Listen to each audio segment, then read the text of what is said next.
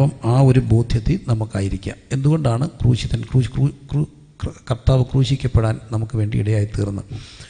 അത് പറയാതെ അവിടേക്ക് ഒരിക്കലും വരാനൊക്കത്തില്ല. നിർമ്മലമായ സുവിശേഷത്തിൻ്റെ ആദ്യ ലഘുവായ പാഠങ്ങൾ, അത് ലഘുവാണെന്ന് നമുക്ക് തോന്നും, പക്ഷേ അത് ലഘുവല്ല, വലിയ കാര്യമാണ്. ആ വലിയ കാര്യം നമുക്ക് മനസ്സിലാക്കാൻ വേണ്ടി കർത്താവ് ഏറ്റവും ലളിതമാക്കിയതാണ് ക്രിസ്തുവിൻ്റെ ജഡാവതാരം എന്ന് പറയുന്നത്. കാരണം ദൈവത്തെ ആരും ഒരു നാളും കണ്ടിട്ടില്ല. അത്ര വലിയ അടുത്തുകൂടാതെ വെളിച്ചത്തിൽ വസിക്കുന്ന ദൈവത്തെ നമുക്ക് മനസ്സിലാക്കുകയും കാണുകയും ചെയ്യുന്ന പാകത്തിൽ വെളിപ്പെടുത്തി തന്നത് ക്രിസ്തുവാണ്. അപ്പോൾ അതുകൊണ്ടാണ് ക്രൂശിക്കപ്പെട്ട ക്രിസ്തുവിൻ്റെ വചനത്തിൻ്റെ ശക്തി എന്ന് പറയുന്നത്. എന്തിനാണ് ക്രിസ്തു ക്രൂശിക്കപ്പെട്ടത്? വേദവചനം പഠിപ്പിക്കുന്നു. റോമർ 5:12 ഏക മനുഷ്യനാൽ പാപവും പാപത്താൽ മരണവും ലോകത്തിലേക്ക് കടന്നു വന്നു. അടിസ്ഥാനപരമായ വേദസത്യം ഇതാണ്. അതിൻ്റെ പശ്ചാത്തലം ഏക മനുഷ്യനാൽ പാപവും പാപത്താൽ മരണവും ലോകത്തിലേക്ക് കടന്നു വന്നു. റോമർ 5:12 ഏക മനുഷ്യനാൽ പാപവും പാപത്താൽ മരണവും ലോകത്തിലേക്ക് കടന്നു വന്നു. ഇങ്ങനെ എല്ലാവരും എന്തായിട്ട് മാറി? പാപികളായിട്ട് മാറി. എന്തുകൊണ്ടാണെന്ന് ചോദിച്ചാൽ, ആദ്യം മാതാപിതാക്കളെ ദൈവം തോട്ടത്തിലാക്കി വെച്ചു. അവർക്ക് തിരഞ്ഞെടുക്കാനുള്ള സ്വാതന്ത്ര്യമുണ്ട്. മനുഷ്യനുള്ള പ്രത്യേകത എന്ന് പറയുന്നത് മനുഷ്യന് യുക്തിയുണ്ട്. ആ യുക്തിചിന്ത ഉപയോഗിച്ച് അവനെ തിരഞ്ഞെടുക്കാം. അതിനുവേണ്ടി ദൈവം അവന് സ്വാതന്ത്ര്യം കൊടുത്തു. ദൈവം എന്ത് കൊടുത്തു? സ്വാതന്ത്ര്യം കൊടുത്തു. പക്ഷേ സ്വാതന്ത്ര്യം ദുർവിനിയോഗം ചെയ്ത വഴി മനുഷ്യൻ പാപികളായി. പിശാച് വന്ന് അവരോട് പറഞ്ഞു, ഈ പിശാചിന് വലിയൊരു പ്രശ്നം, ഒരു കഴിവുണ്ട്. ആ കഴിവെന്ന് പറയുന്നത് കള്ളത്തെ സത്യമാക്കാനുള്ളൊരു കഴിവുണ്ട്. കള്ളം പറഞ്ഞ് അതെന്താക്കും? സത്യമാക്കും. ഇന്നും പല മാധ്യമങ്ങളെക്കുറിച്ചൊക്കെ ഇങ്ങനെ പറയാറുണ്ട്. കള്ളങ്ങൾ ആവർത്തിക്കപ്പെടുമ്പോൾ അതെന്തെന്ന് തോന്നും?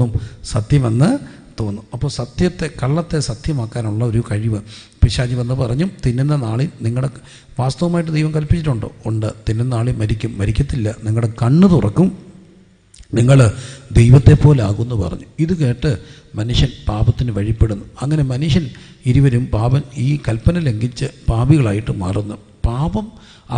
പാപത്തിൻ്റെ ശമ്പളം എന്താണ്? മരണമാണ്. അങ്ങനെ അവർ പാപികളായിട്ട് മാറി. ദൈവതേജസ് നഷ്ടപ്പെട്ടു സ്വയം തിരഞ്ഞെടുത്തത് വഴി. അതിനു മുമ്പ് അവർ പർദീസയിലായിരുന്നു, ദൈവത്തോടൊപ്പം നടക്കുന്നവരായിരുന്നു. എന്നും ദൈവം തോട്ടത്തിൽ വരുന്ന അനുഭവം. പക്ഷേ ഇത് സംഭവിച്ചതോടുകൂടി മനുഷ്യന് ദൈവതേജസ് നഷ്ടപ്പെട്ടു.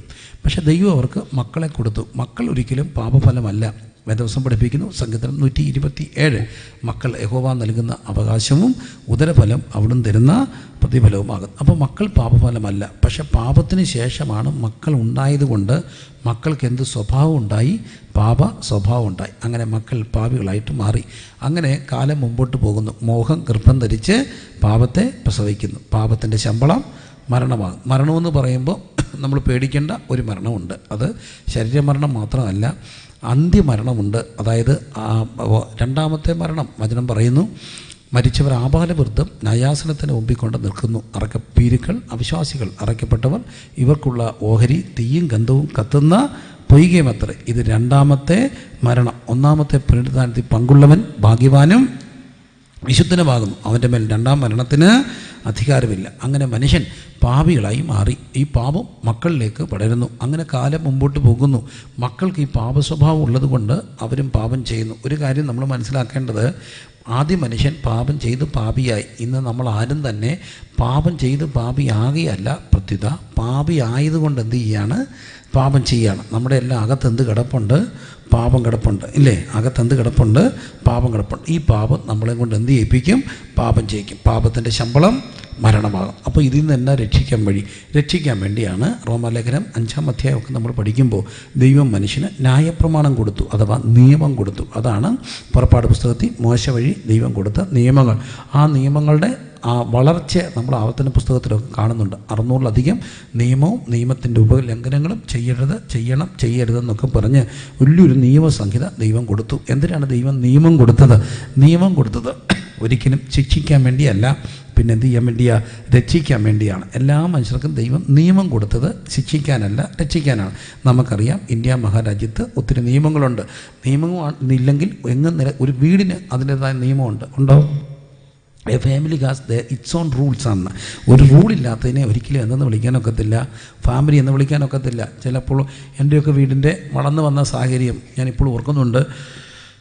കർശനമായ റൂളായിരുന്നു. 6:30 മുമ്പ്, സന്ധ്യയ്ക്ക് മുമ്പ് വീട്ടിൽ കണ്ടിരിക്കണം. അയ്യോ, സന്ധ്യ ആകുമ്പോഴും കാണാം നമ്മൾ നിന്ന് വർത്തമാനം പറഞ്ഞ് നിന്ന് പോയാൽ പിന്നെ പുറകെ കൂടെ ഒക്കെ വന്ന് പമ്മി കയറും. നിർബന്ധമാണ് സന്ധ്യയ്ക്ക് മുമ്പ് വന്നിരിക്കണം. അത് കുറച്ച് നല്ല കാര്യമാണ്. ഒരു വീടായാൽ എന്ത് വേണം? നിയമം വേണം. അല്ലെങ്കിൽ ഇത്ര മണിക്ക് പായി ഇടുന്നു, ഇത്ര മണിക്ക് പ്രാർത്ഥിക്കുന്നു, രാവിലെ എഴുന്നേൽക്കുന്നു. ഒരു സിസ്റ്റം സത്യത്തിൽ വേണം. ഒരു സിസ്റ്റം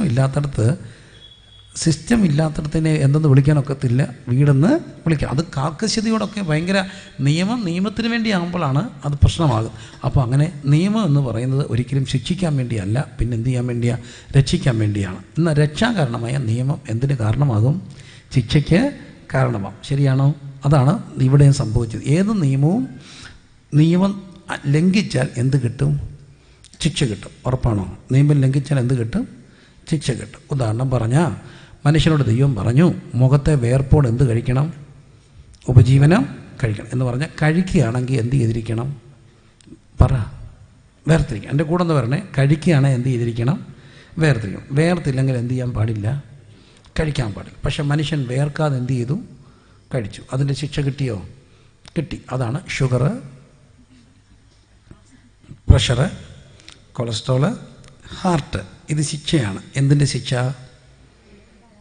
ശിക്ഷയാണ്? വേർത്തില്ല, എന്ത് കുറച്ചുമില്ല? കഴിപ്പ് കുറച്ചുമില്ല. അപ്പോൾ ശിക്ഷ കിട്ടിയില്ലേ? കിട്ടി. ഈ ശിക്ഷയുമായിട്ട് നമ്മൾ ഡോക്ടറെ അടുത്ത് ചെന്നു. ഈ പണത്തിന് വേണ്ടി മാത്രം ഇരിക്കുന്ന ഡോക്ടറാണെങ്കിൽ ഒട്ടനെ മരുന്ന് കുറിക്കും. നല്ല ഡോക്ടർമാരാണെങ്കിൽ പറയും, നിങ്ങൾ മരുന്നെടുക്കാൻ വരട്ടെ, ഒരാഴ്ച എന്ത് ചെയ്യും? ഒന്ന് നോക്കാം. ഒരു 2 ആഴ്ച കയ്യും വീശി എന്ത് ചെയ്യണം? നടക്കാൻ പറയും. എത്ര മിനിറ്റ്? അരമണിക്കൂർ തൊട്ട് 45 മിനിറ്റ് വരെയാണ് സാധാരണ പറയാറ്. അതെങ്ങനെ നടക്കണം? കൈ വീശി. നമ്മുടെ ഹാർട്ട് ബീറ്റ് ഇങ്ങനെ കൂടണം. അല്ല കാര്യമൊന്നുമില്ല, ചുമ്മാ ഇങ്ങനെ നടന്നിട്ട് കാര്യമൊന്നുമില്ല. ഹാർട്ട് ബീറ്റ് കൂടുന്ന പോലെ നടക്കണം. എന്നിട്ട് ഇങ്ങനെ നടക്കണം. പക്ഷേ ഇപ്പോഴത്തെ വലിയൊരു പ്രശ്നമുണ്ട്. നടക്കാൻ പോയാൽ പട്ടി കടിക്കും, പട്ടി കടിച്ചാൽ പേ പിടിച്ച് എത്തും, ഷുഗർ പിടിച്ചാൽ പെതുക്കെ ചാകും. അപ്പോൾ ഏതാ നല്ലേ?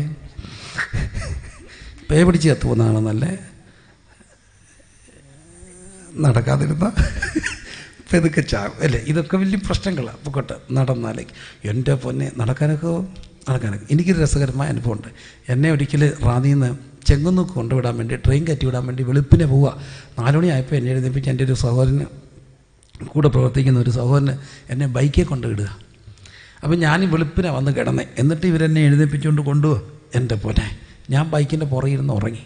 അപ്പോൾ അവനോട് പറഞ്ഞ, അച്ഛാ ഉറങ്ങരുത്, ബൈക്കും താഴെ പോകും, ഞാനും താഴെ പോകും, രണ്ടും താഴെ. ഈ ബൈക്കിരുന്ന് ഉറങ്ങിയ ഹാൻഡിൽ വെട്ടത്തില്ല. കാറിലൊക്കെയാണെങ്കിൽ അത് അത്രയും ഉണ്ടാകത്തില്ല. ഞാൻ പിന്നെ ഉറങ്ങുക. അങ്ങനെ ഞങ്ങളിങ്ങനെ റാന്നിയിൽ നിന്ന് ചെങ്ങന്നൂരോട്ട് പോകുന്ന വഴിക്ക് കോഴഞ്ചേരിക്ക് എന്ന് പറയുന്നൊരു സ്ഥലമുണ്ട്. അതിനടുത്തോട്ട് ഇങ്ങനെ പോകുമ്പോൾ ഞാൻ പിന്നെ ഉറങ്ങി. അവൻ പറഞ്ഞ, അച്ഛാ കുഞ്ഞു കളിക്കരുത്, താഴെ പോകും. ഞാൻ പറഞ്ഞ, എടാ ഒരു കാര്യം ചെയ്യും, എവിടെയെങ്കിലും റോഡിൽ ഒരു ടാപ്പ് കാണുകയാണെങ്കിൽ, പൈപ്പ് കാണുകയാണെങ്കിൽ നിർത്ത്, നമുക്ക് മുഖം കഴുകാം. അപ്പം പിന്നെ ഓക്കെയാണ്, സമ്മതിച്ചു. അപ്പം ഞങ്ങൾ നോക്കിയപ്പോൾ ഇങ്ങനെ ഒരു അച്ചായ നൊട്ടൊന്ന് വരുന്നു.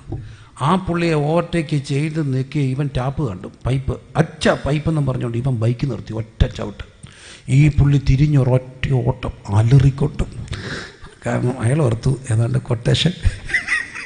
നമുക്കറിയത്തില്ലേ കൊട്ടേഷൻ വരുന്ന അങ്ങനെയൊക്കെയല്ല എന്നാൽ. പണ്ടൊക്കെ കൊട്ടേഷൻ വരുന്ന അങ്ങനെ ആയിരുന്നു. രാവിലെ വെള്ള ടീഷർട്ട് വിട്ട് ഇങ്ങനെ കൈ വീശി കിടക്കുന്ന ഒരുത്തരെ തട്ടിയേക്കാൻ എന്നൊക്കെയല്ലേ പറയുന്നത്.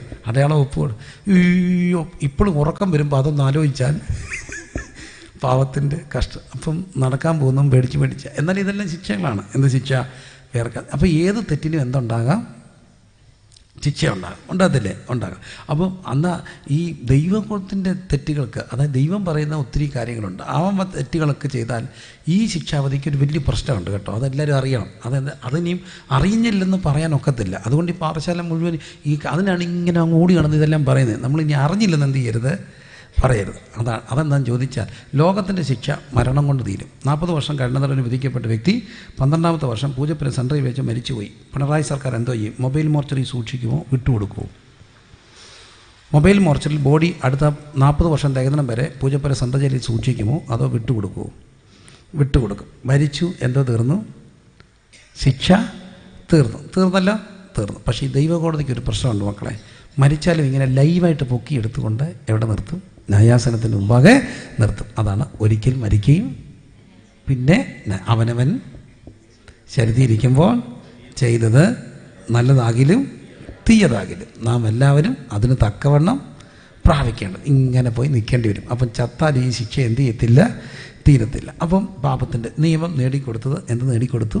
ശിക്ഷ. അപ്പോൾ ഒരാൾ പറഞ്ഞു, ഞങ്ങൾക്ക് ദൈവത്തിന് എന്നെ ശിക്ഷിക്കാനൊക്കത്തില്ല, കാരണം ഞാൻ സൺഡേ സ്കൂളിൽ പോയിട്ടില്ല. ഞാനൊന്നും പഠിച്ചിട്ടില്ല, അപ്പം ദൈവത്തിന് എന്നെ ശിക്ഷിക്കാനൊക്കെ. ദൈവത്തെ ഒരിക്കലും പ്രതികൂട്ടി നിർത്താനൊക്കത്തില്ല. ഏതറിയത്തില്ലെന്ന് പറയുന്നവനും ഏത് പഠിച്ചിട്ടില്ലെന്ന് പറയുന്നവനും വേറൊരു കോടതിയുണ്ട്, അവനൊരു നിയമമുണ്ട്. ആ നിയമമാണ് എന്ത് നിയമം? മനസ്സാക്ഷി. ഉണ്ടോ? മനസ്സാക്ഷി എന്ന് പറഞ്ഞ ഒരു നിയമം ഉണ്ടോ? ഉണ്ട്. അത് ഞാൻ ഈ ദിവസങ്ങളിലൊക്കെ ഫേസ് ചെയ്യുന്നൊരു കാര്യമാണ്. ഈ നമ്മൾ പെന്തക്കോസ്ത് സമൂഹം വളരെ കാർക്കശ്യമാണ് ഈ ലഹരിക്കെതിരെ. കാരണം അതിനൊരു നമുക്കൊരു തിയോളജി ഉണ്ട്. നിൻ്റെ ശരീരം ദൈവത്തിൻ്റെ മന്ദിരമാണ്, ദൈവത്തിൻ്റെ മന്ദിരത്തെ നശിപ്പിക്കുന്നവനെ ഞാൻ നശിപ്പിക്കും. അപ്പോൾ ഒരു കാരണവശാലും ലഹരി ഒക്കത്തില്ല. ഇനി ലഹരി ഉപയോഗിക്കുന്നവരൊക്കെ നമുക്കറിയാമെങ്കിൽ പോലും ആരാധന എടുത്താൽ പൊതുവേ പോട്ടെ, വചനം കേട്ട് വിശുദ്ധീകരിക്കപ്പെടുന്നൊക്കെ വെച്ച് നമ്മൾ സഹിക്കും. പക്ഷേ ഒരു കാര്യത്തിൽ കർക്കശമായിരിക്കും. കത്തമേശ എടുക്കാൻ എന്ത് ചെയ്യത്തില്ല, അനുവദിക്കത്തില്ല. അപ്പോൾ കത്തമേശ എടുക്കും മുമ്പ് വരുമ്പോൾ ഞാനൊരാളുടെ അച്ഛനോട് ചോദിച്ചു, അച്ഛാ സിഗരറ്റ് വരി നിർത്തിയോ? എൻ്റെ പൊന്നു മോനെ 40 സിഗരറ്റ് 50 സിഗരറ്റൊക്കെ വലിച്ചുകൊണ്ടിരുന്ന ഞാൻ കർത്താവ് നിർത്തി. അച്ഛാ നിർത്തിയോ? നിർത്തി. അച്ഛാ നിർത്തിയോ എന്നൊക്കെ ചോദിച്ചാൽ നിർത്തി. അങ്ങനെ തന്നെ നിർത്തിയെന്ന് തന്നെ വെച്ചോ. പിന്നെ അങ്ങനെയൊന്നും ഇല്ല. രാവിലെ ബാത്റൂമിൽ പോകുമ്പം ടോയ്ലറ്റിൽ പോകുമ്പോൾ ഒരു പുക എടുക്കും. അത് മൊത്തമൊന്നും വലിക്കത്തില്ല, അതില്ലാതെ ഇത് പോത്തില്ല, ഏതാ വയറ്റിൽ നിന്ന് പോത്തില്ല. എന്തിനാ ഇങ്ങനൊരു പ്രശ്നം ഉണ്ടായി? ഇങ്ങനൊരു പ്രശ്നം ഉണ്ടാകാൻ കാര്യമുണ്ട്. ഇവൻ ആദ്യം വലിച്ചത് എവിടെ ഇരുന്നാ? ബാത്റൂമിൽ പോയിരുന്ന. അതാര് കാണാതിരിക്കാൻ? അമ്മ കാണാതെ, അമ്മാവൻ കാണാതെ ഇരിക്കാൻ വേണ്ടി ബാത്റൂമിൽ പോയിരുന്ന് വലിച്ചു. ഇവനോട് ആരെങ്കിലും കണ്ട മോശമാണ് ഈ കൊച്ചു കുട്ടനോട് ആരാ പറഞ്ഞു കൊടുത്തേ? വേറെ ആരെങ്കിലും കണ്ട വലിക്കുന്നത് മോശമാണെന്നും അതുകൊണ്ട് ബാത്റൂമിൽ പോയിരുന്ന് വലിക്കണമെന്നും ഇവനോട് പറഞ്ഞ ആരാ? മനസാക്ഷി. കുറേ കഴിയുമ്പോൾ ഈ മനസാക്ഷി എന്തായിത്തീരും? നിർജീവമാകും. അതാണ് ഇറോണിയസ് കോൺഷ്യസ്, നിർജീവപ്പെട്ട മരവിച്ച മനസാക്ഷി. അപ്പോൾ എല്ലാ മനുഷ്യർക്കും ഒരു നിയമമുണ്ട്. ആ നിയമം എന്തിൻ്റെ നിയമം? അപ്പോൾ ആർക്കെങ്കിലും രക്ഷപ്പെടാൻ കഴിയുമോ? ഇല്ല. അപ്പോൾ ഒരാൾക്ക് തെളിവില്ലെന്നും പറയാനൊക്കത്തില്ല. ഈ ആകാശം എല്ലാം ഒപ്പിയെടുക്കും, ഉത്തരമെല്ലാം ഒപ്പിയെടുക്കും. ഇതെല്ലാം ഇങ്ങനെ ഈ ലോകം കണ്ട ഏറ്റവും വലിയ ചമ്മലുണ്ടാകാൻ പോകുന്ന സ്ഥലം അന്ത്യവിധിയാണ്. അപ്പോഴാണ് ഇങ്ങനെല്ലാം തെളിവ് വരുമ്പോൾ ഭർത്താവിൻ്റെ മുമ്പിൽ വെച്ച് ഭാര്യയുടെ രഹസ്യം എല്ലാം വെളിപ്പെട്ട് വരുമ്പോൾ ഭാര്യ നിന്നിങ്ങനെ ചമ്മി വേർക്കും. ഭാര്യയുടെ മുമ്പിൽ വെച്ച് ഭർത്താവിൻ്റെ രഹസ്യം, അയ്യോ ഈ മനുഷ്യൻ ഈയുടെ കൂടെ ആയിരുന്നോ ഞാൻ ഇത്രയും നാളും താമസിച്ചത്, അയ്യോ പഞ്ചനാപാതകൻ എന്നോട് ഇത് ചെയ്തോ. അങ്ങനെയാണ് ഈ മനുഷ്യൻ ചമ്മാൻ പോകുന്ന ഏറ്റവും വലിയ ചമ്മലുണ്ടാകുന്ന ദിവസം അന്ത്യവിധിയുടെ ദിവസമാണ്. അതുകൊണ്ട് ഒരു ചമ്മായിരിക്കണമെങ്കിൽ ഇപ്പോൾ ഡീസൻ്റായിട്ട് ജീവിച്ചോണം. രഹസ്യമില്ലാതെ ജീവിക്കുന്നവർക്ക് മാത്രമേ അന്ന് നേരെ നിൽക്കാൻ ഒക്കത്തുള്ളൂ. അപ്പോൾ രഹസ്യങ്ങൾ പാടില്ല. അപ്പോൾ അങ്ങനെ മനുഷ്യന് നിയമം നേടിക്കൊടുത്തത് എന്താണ്? ശിക്ഷ. അപ്പോൾ നിയമം കഠിനമാക്കി. ശ്രദ്ധിക്കണേ, നിയമം കഠിനമാക്കിയതിൻ്റെ പേരാണ് ശാപം വരുമെന്ന് പറയും. ശിക്ഷ എനിക്കുള്ളതാണ്. ആണോ? ഞാൻ വലിച്ച എൻ്റെ കരളും ശ്വാസകോശം പോവും, കുടിച്ച എൻ്റെ കരളും. കോപ്പറേറ്റീവ് സീൻ എന്നൊക്കെ പറയുന്ന ഒന്നുണ്ട്, പുക. അതാണ് പാസീവ് സ്മോക്കേഴ്സ്. ഒരാൾ വലിച്ചാൽ അടുത്ത് നിൽക്കുന്ന ആൾക്കും എന്തുണ്ടാകാം? പ്രശ്നം ഉണ്ടാകാം. പാസീവ് സ്മോക്കിംഗ്, അത് കോപ്പറേറ്റീവ് സീൻ എന്നാണ് അതിന് പറയുന്നത്. എന്താണെന്ന് ചോദിച്ചാൽ ഈ ഞാൻ ചെയ്ത തെറ്റിൻ്റെ ഫലം സോഷ്യലായിട്ട് മറ്റുള്ളവരെ കൂടെ എന്ത് ചെയ്യുകയാണ്? ബാധിക്കുകയാണ്. എന്നാൽ ശാപവും ശിക്ഷ പൊതുവേ എന്നാലും എനിക്കെന്ന് പറയും.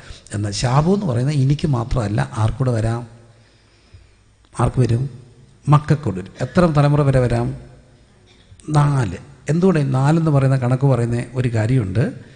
4 തലമുറ വരെ എന്ന് പറയുമ്പോൾ ഒരു മനുഷ്യായുസിൽ മാക്സിമം കാണാൻ സാധ്യതയുള്ളത് എത്ര തലമുറ? 4. നമ്മൾ, മക്കളുടെ മക്കൾ. അതാണ് സങ്കീർത്തനം 128. മക്കളുടെ മക്കളെയും നീ കാണും. എന്നാൽ മാക്സിമം എത്ര കൂടെ കാണാം? ഒന്നുകൂടെ കാണാം.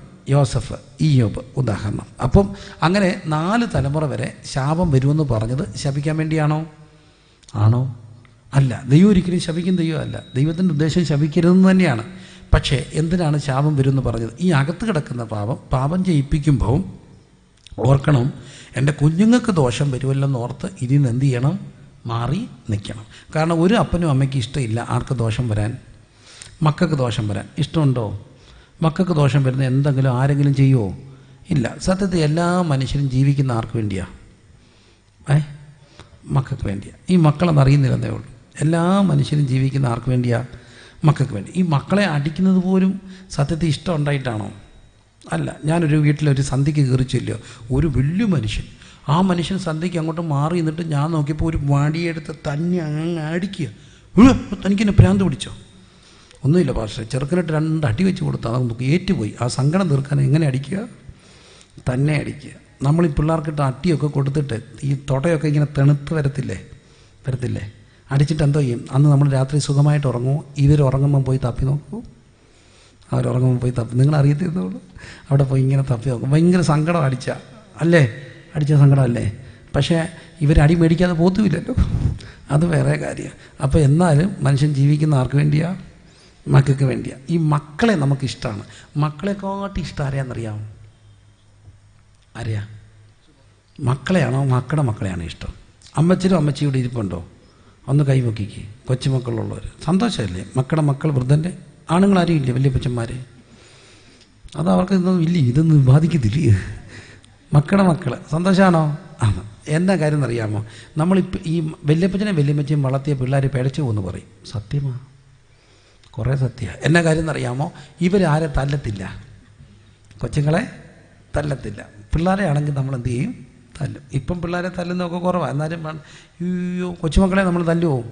ഇല്ല. എൻ്റെ അപ്പനായിരുന്നു മിലിറ്ററിക്കനായിരുന്നു, എൻ്റെ പിള്ളേരെ ഇതൊക്കെ തല്ലെന്നൊക്കെ പറഞ്ഞാൽ അങ്ങനെ തല്ലണം. അങ്ങനെയെന്നറിയാമോ?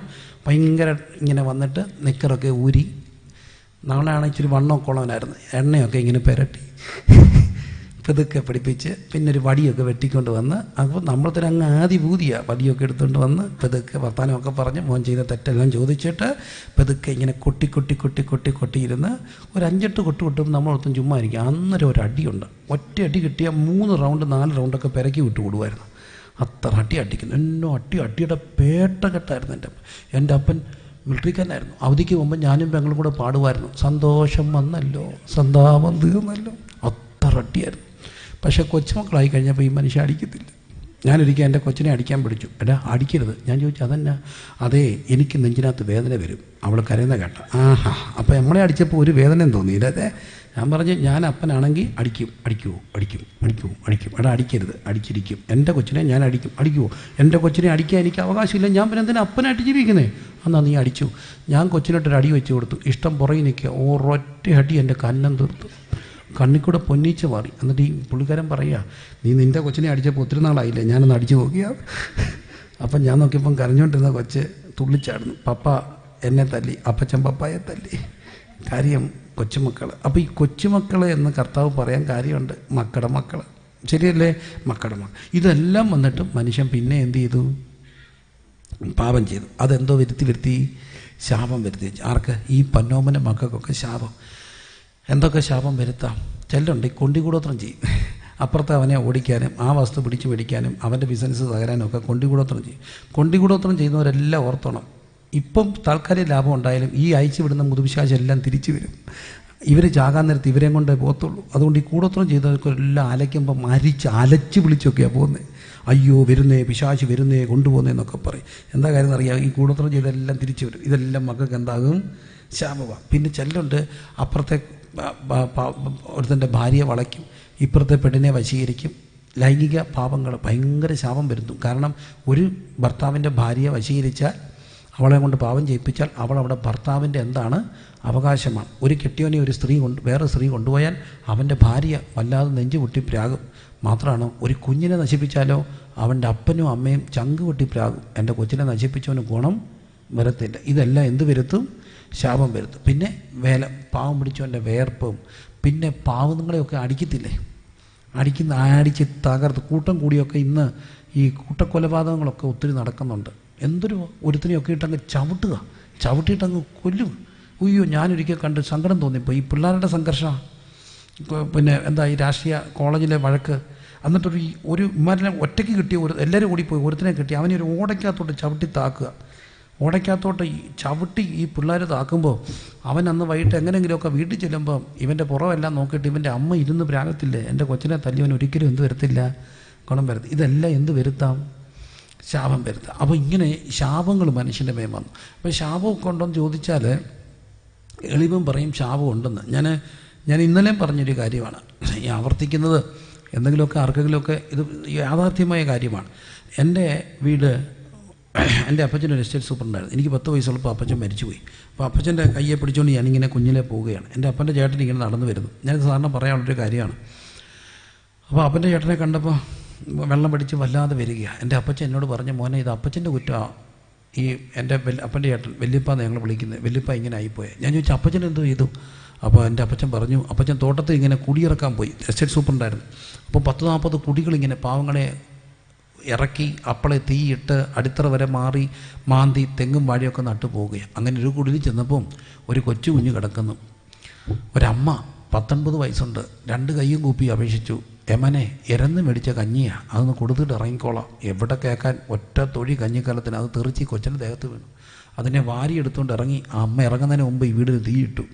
ആകാശത്തേക്ക് മുട്ട തീ വീരുമ്പോൾ ആ കത്തി വീരുന്ന കുടിൻ്റെ മുമ്പിൽ ഇരുന്നു കൊണ്ട് അമ്മ അലറി, നിൻ്റെ സന്തതി വെള്ളം ഇറങ്ങി ചാകത്തില്ലെന്ന്. രക്ഷിക്കപ്പെടാതെ പോയ എൻ്റെ അപ്പൻ്റെ ചേട്ടൻ എൻ്റെ കയ്യിൽ കിടന്ന് കുടൽ പൊട്ടി ചാകുന്നത് ഞാൻ കണ്ടതാ. എന്തുണ്ട്? ശാപമുണ്ട്. അപ്പോൾ ഈ ശിക്ഷയും ശാപവും മരണവും മനുഷ്യനെ വേട്ടയാടി. ഇനി എന്താ വഴി? വഴിയുണ്ട്. വഴി പഴയ നിയമ മതം പറഞ്ഞു കൊടുത്തു. പാപത്തിൻ്റെ ശമ്പളം മരണം. നീ മരിക്കണ്ട, നിനക്ക് പകരം ആര് മരിക്കാം? ഒരു മൃഗത്തെ കൊല്ലാം. നിഷ്കളങ്കമായ ആടും കുറുമ്പ്രാവും കാളയും അവനവൻ്റെ സാമ്പത്തികം പോലൊക്കെ മൃഗങ്ങളെ കൊല്ലാൻ തുടങ്ങി. ഈ മൃഗങ്ങളെ കൊല്ലുമ്പോൾ ഒരു പ്രശ്നമുണ്ട്. പാപം ചെയ്യുന്നു, യാഗം കഴിക്കുന്നു, പരിഹാര ബലി കഴിക്കുന്നു. പക്ഷെ വീണ്ടും എന്ത് ആവർത്തിക്കും? പാപം ആവർത്തിക്കും. അപ്പം വീണ്ടും എന്ത് ആവർത്തിക്കണം?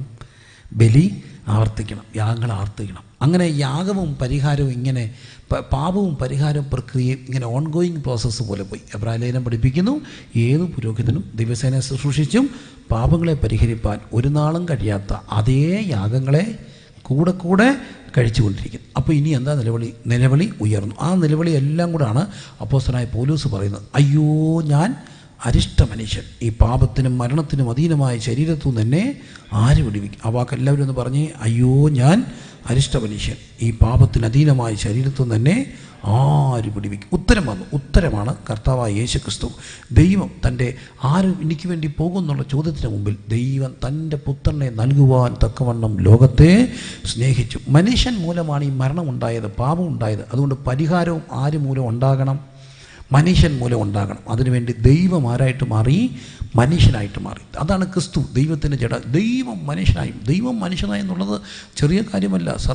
സർവ്വത്തെയും സൃഷ്ടിച്ച ദൈവം, ഈ അഖിലാണ്ടത്തെ മുഴുവൻ സൃഷ്ടിച്ച ഈ ദൈവം ആരായിട്ട്? സ്വർഗ്ഗം അവൻ്റെ സിംഹാസനവും ഭൂമി അവൻ്റെ പാദം. ഈ ദൈവം നമുക്ക് വേണ്ടി ആരായിട്ട് മാറി? മനുഷ്യനായിട്ട് മാറി. നമുക്കെല്ലാം കാണാവുന്ന പാകത്തിലൊരു കൊച്ചു മനുഷ്യനായി ആ ദൈവപുത്ര കുമാരൻ ഭൂമിയിൽ ജഡാവതരം എടുത്തു. കന്യകാസുതനായി കാലിത്തൊഴുത്തി ജനിച്ചു. അവൻ ജനിച്ചപ്പോൾ വഴിയമ്പലത്തിൽ സ്ഥലമില്ലായികയാൽ അവനെ എവിടെ കിടത്തി? പശുത്തൊട്ടിൽ കിടത്തി. വഴിയമ്പലത്തിൽ അവൻ എന്ത് കിട്ടില്ലായിരുന്നു? സ്ഥലം. ഇടം കിട്ടിയില്ല. ഇടം കിട്ടാത്തതുകൊണ്ട് അവനെ കാലിത്തൊഴുത്തി കിടത്തി. പക്ഷേ ഈ പശുക്കളും കാളകളും ഒക്കെ അവനെ കണ്ടപ്പോൾ ഇന്ന് മാറിക്കൊടുത്ത് കാണും. കാരണം പ്രവാചകൻ പറയുന്നുണ്ട്, കാള തൻ്റെ ഉടയവനെയും കഴുത തൻ്റെ യജമാനൻ്റെ പുൽത്തൊട്ടിയെ പറയുന്നു, എൻ്റെ ജനമോ എന്നെ അറിയുന്നില്ല. അവരെല്ലാം സ്ഥലമൊരുക്കി ഈ അരുമനാഥന് കുഞ്ഞിന് ഈ ഉണ്ണിയേശുവിന് ഇടമൊരുക്കി. ഉണ്ണിയേശുവിന് പശുക്കൾ ഇടമൊരുക്കി കൊടുത്തു. പക്ഷേ ആ കർത്താവ് നമ്മോട് പറയുന്നൊരു കാര്യമുണ്ട്, ഞാൻ ഈ ഭൂമി വന്നപ്പോൾ എനിക്ക് ഇടം കിട്ടിയില്ല. അന്ന് താൻ തീരുമാനിച്ചു, ഇനി മനുഷ്യനിർമ്മിതമായ ഒരിടത്ത് എനിക്ക് വേണ്ട, പക്ഷേ എനിക്കൊരു ഇറ്റിടം വേണം. എവിടെ? എൻ്റെ കരവിരുത് കൊണ്ട് ഞാൻ സൃഷ്ടിച്ച മനുഷ്യൻ്റെ ഹൃദയമെന്ന ശ്രീകോവിലിനകത്ത് എനിക്കൊരു ഇടം തന്നാൽ ഞാനിരിക്കുന്നിടത്ത് നിങ്ങൾക്ക് ഇടം തരാം. ഇടം കിട്ടാതെ പോയവൻ നമ്മോട് പറയുന്നൊരു കാര്യമുണ്ട്, നിൻ്റെ ഹൃദയത്തിൽ നീ എനിക്ക് ഇടം തന്നാൽ ഞാനിരിക്കുന്നിടത്ത് നിനക്കൊരിടമുണ്ട്. മനസ്സിലാകുന്ന ദൈവത്തിന് സ്തോത്രം ചെയ്യും. അന്ന് കർത്താവ് തീരുമാനിച്ചു, എനിക്ക് ഈ കെട്ടിടങ്ങളി വേണ്ട. മനുഷ്യൻ സൃഷ്ടിക്ക് നിർമ്മിക്കുന്ന കല്ലുകൊണ്ടുള്ള മണ്ണുകൊണ്ടുള്ള ഒരു കെട്ടിടത്തിലും എനിക്ക് ഇരിക്കേണ്ട. എനിക്കിരിക്കാൻ ഇഷ്ടമുള്ളൊരു സ്ഥലമുണ്ട്.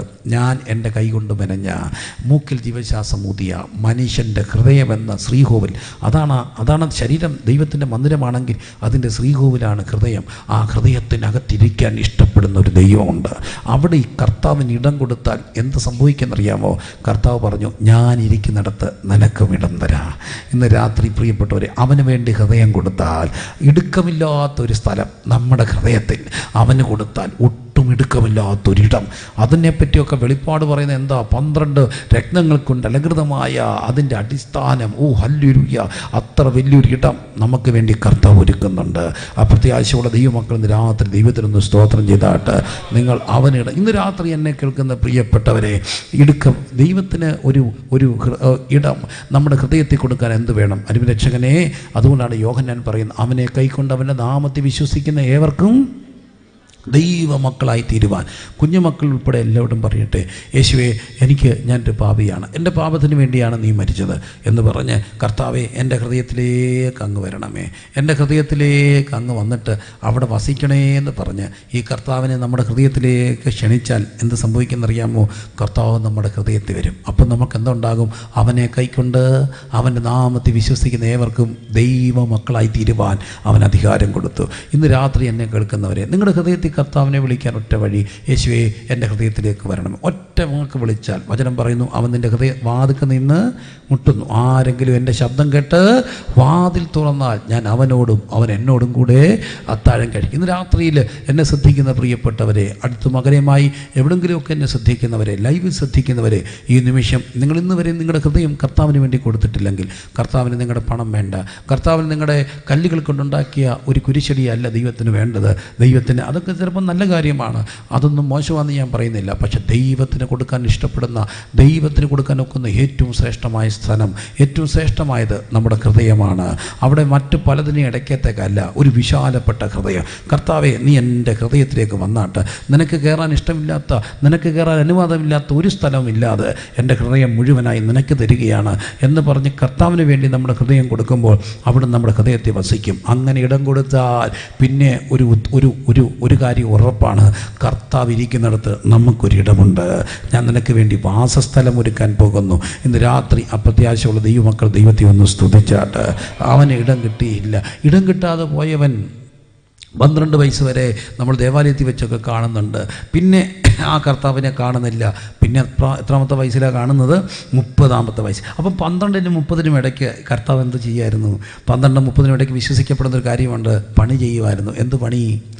ആശാരിപ്പണി അല്ലേ? മരപ്പണിക്കാരനായിരുന്നു. അവൻ തച്ചനായിരുന്നു. My boss he's a Jewish carpenter. ഈ മരപ്പണിക്കാരനായിരുന്നു, ആശാരിയായിരുന്നു, തച്ചനായിരുന്നു. അവൻ തച്ചുപണി ചെയ്യുമായിരുന്നു. എൻ്റെ പ്രിയപ്പെട്ടവരെ, ഈ 12 കഴിഞ്ഞുള്ള നല്ല പ്രായം, കൗമാരത്തിൻ്റെ യൗവനത്തിൻ്റെ നല്ല സമയം, 13, 14, 15, 16, 17, 18, 19, 20, 21, 22 ഈ സമയത്തൊക്കെ കണ്ടമാനം കഷ്ടപ്പെട്ട ഒരുവനായിരുന്നു നമ്മുടെ കർത്താവ്. നല്ലപോലെ അധ്വാനിച്ചും, എൻ്റെ മക്കളെല്ലാം എന്നെ ശ്രദ്ധിച്ച് നല്ലപോലെ അധ്വാനിച്ചു. ഇപ്പോഴും മക്കളുടെ കയ്യിലെല്ലാം ഫോണുണ്ട്. അതിനിടയ്ക്കും അവരെന്തൊക്കെയോ നോക്കുന്നുണ്ട്. കുറ്റമല്ല മക്കളെ, ഇത് നിങ്ങളുടെയുമല്ല, എനിക്കും ഉണ്ട് 5 എണ്ണം. തല്ലിപ്പൊട്ടിക്കാൻ തോന്നും, എന്തോ ചെയ്യാനാ? ഓരോ പ്രാവശ്യം എറിഞ്ഞുടയ്ക്കുമ്പോൾ ഞാൻ ഓർക്കും എൻ്റേതല്ലേ പോകുന്നത്. അതുകൊണ്ട് പിന്നെ നമ്മളിങ്ങ് സഹിക്കുക, എന്തെല്ലാം ചെയ്യാനൊക്കെ ആരുടെയും കുറ്റമല്ല. അപ്പോൾ ഈ 12, 13, 15 കഴിഞ്ഞപ്പോൾ അധ്വാനിക്കുകയായിരുന്നു. അപ്പം ഞാൻ നോക്കി ഇപ്പോഴത്തെ 18, 19കാരനൊക്കെ എന്തെടുക്കുകയാണ്. ഈ 19കാരനൊക്കെ ഇപ്പോൾ എന്തോ ചെയ്യാണ്? അവൻ ബൈക്കിലാണ് അല്ലേ? ഈ ബൈക്ക് മേടിച്ചു കൊടുത്ത അച്ഛനാണോ അമ്മയാണോ? സത്യം പറ. ബൈക്ക് മേടിച്ചു കൊടുത്ത പലപ്പോഴും ആരാ? അച്ഛനല്ല. അച്ഛൻ സമ്മതിക്കും. അച്ഛൻ മേടിച്ചു ചാടി പിന്നെ ആരെ സോപ്പിട്ടു? അമ്മേ അമ്മേ അമ്മേ അമ്മേ അമ്മേ എൻ്റെ ചക്കര അമ്മയല്ലേ? അമ്മേ ഞാൻ ബൈക്കെ കൊണ്ട് നടക്കാമേ, അമ്മേ ഞാൻ ബൈക്കെ കൊണ്ട് യോഗത്തിനിടാം. അപ്പം അമ്മ ഓർത്ത് എല്ലാവരും നടന്നു പോകുമ്പോൾ എൻ്റെ ചെറുക്കൻ്റെ ബൈക്കിൻ്റെ പുറകിരുന്ന് ഞാൻ എവിടെ പോകും? യോഗത്തിൽ പോകും. എല്ലാം പറഞ്ഞ് അമ്മയും കൊണ്ട് അവൻ സമ്മതിപ്പിച്ച് അയൽക്കൂട്ടത്തിൽ നിന്ന് ലോൺ മേടിപ്പിച്ച് അമ്മയും കൊണ്ട് ബൈക്ക് മേടിച്ചുകൊണ്ട് വന്നപ്പോഴല്ലേ ഈ കുന്ത്രാണ്ണം കണ്ടത് ഇതിങ്ങനെ ഇരിക്കുന്നേ. ഇങ്ങനല്ലേ ഈ ബൈക്കിരിക്കുന്നത്? ഇവത്തെ നിൻ്റെ അമ്മ എവിടെ കയറും? അമ്മ അവിടെ കാണും കയറിയ നിരങ്ങി പാവം താഴെ വരും. അവരുടെ അവസാനത്തെ യാത്രയായിരിക്കും ആദ്യ യാത്ര. അല്ല പിന്നെ ന്യൂജൻ അമ്മയായിരിക്കണം. ടെക്നോ പാർക്കിലൊക്കെ ചെയ്ത ടീഷർട്ടും ജീൻസും ഒക്കെ ഇട്ട് ഹായ് എന്നൊക്കെ പറഞ്ഞ് കയറുന്ന അമ്മയായിരിക്കണം. ഈ പാവം പാറശാലത്തെ അമ്മ അങ്ങനത്തെ അമ്മയാണ്. അവിടെ അങ്ങേയറ്റത്തെ ആർഭാടം ഒരു ചുരിദാർ, അതിനപ്പുറത്തോട്ടൊന്നും അവരെയും കൊണ്ടൊക്കെ അവർ ചുരിദാറൊക്കെ ഇട്ടിറങ്ങിയാൽ നാട്ടുകാർ കല്ലെറിയത്തില്ലേ? ഇല്ലേ? അല്ല ജീൻസൊക്കെ ഇട്ടുകൊണ്ടിറങ്ങിയാൽ നാട്ടുകാർ പിന്നെ അഹങ്കാരി, അവളിവിടെ നിന്ന് വന്നാൽ ചോദിക്കത്തില്ലേ? അപ്പോൾ അതൊന്നും നോക്കത്തില്ല. അപ്പം പിന്നെ ഈ ന്യൂജൻ പിള്ളേരെല്ലാം അവർക്ക് മാത്രം ഇരിക്കാവുന്ന ബൈക്കൊക്കെ ഇറങ്ങുന്നു. ഒരു 2 കയ്യിലും വള്ളി ഉണ്ട്, പെട്ട പാട്ടൊക്കെ കയറുന്നു. എന്തുവാ കറങ്ങന്നെ. പക്ഷേ ഇവനെ ഞാൻ ശ്രദ്ധിച്ചു. ഈ മരപ്പണിക്കാരൻ മനുഷ്യാവതാരം എടുത്ത കർത്താവ് ഇരുന്ന് തച്ചുപണി ചെയ്യുക.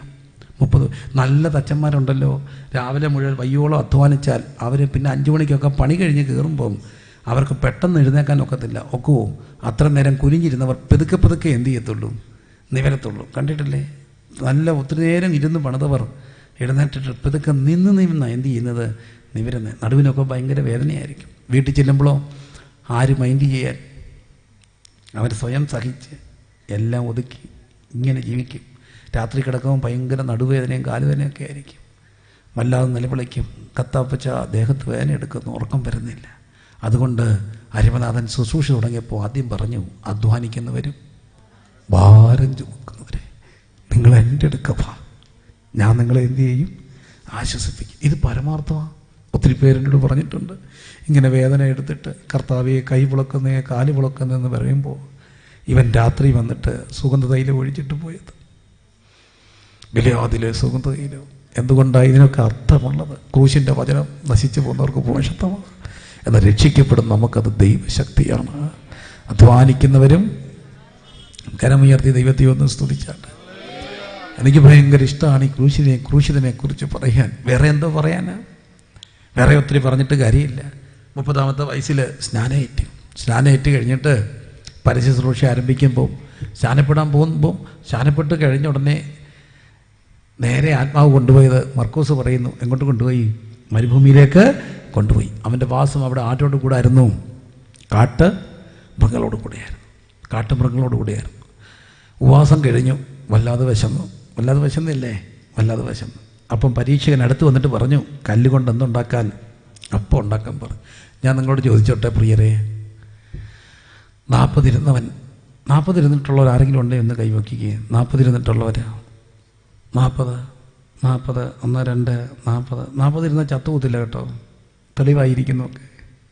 ഞാൻ 40 ഇരുന്നിട്ടുണ്ട്. ഇപ്പോഴല്ല, ഇപ്പം എനിക്ക് പാടാണ്. ചെറുതായിട്ട് ഷുഗർ ഉള്ളത് കൊണ്ട് 40 ഇരിക്കുമ്പോഴത്തേന് ഇങ്ങനെ വിറയ്ക്കും. പക്ഷേ 40 ഞാൻ പലവട്ടം ഇരുന്നിട്ടുണ്ട്. 21 പലവട്ടം 40 ഇരുന്നിട്ടുണ്ട്.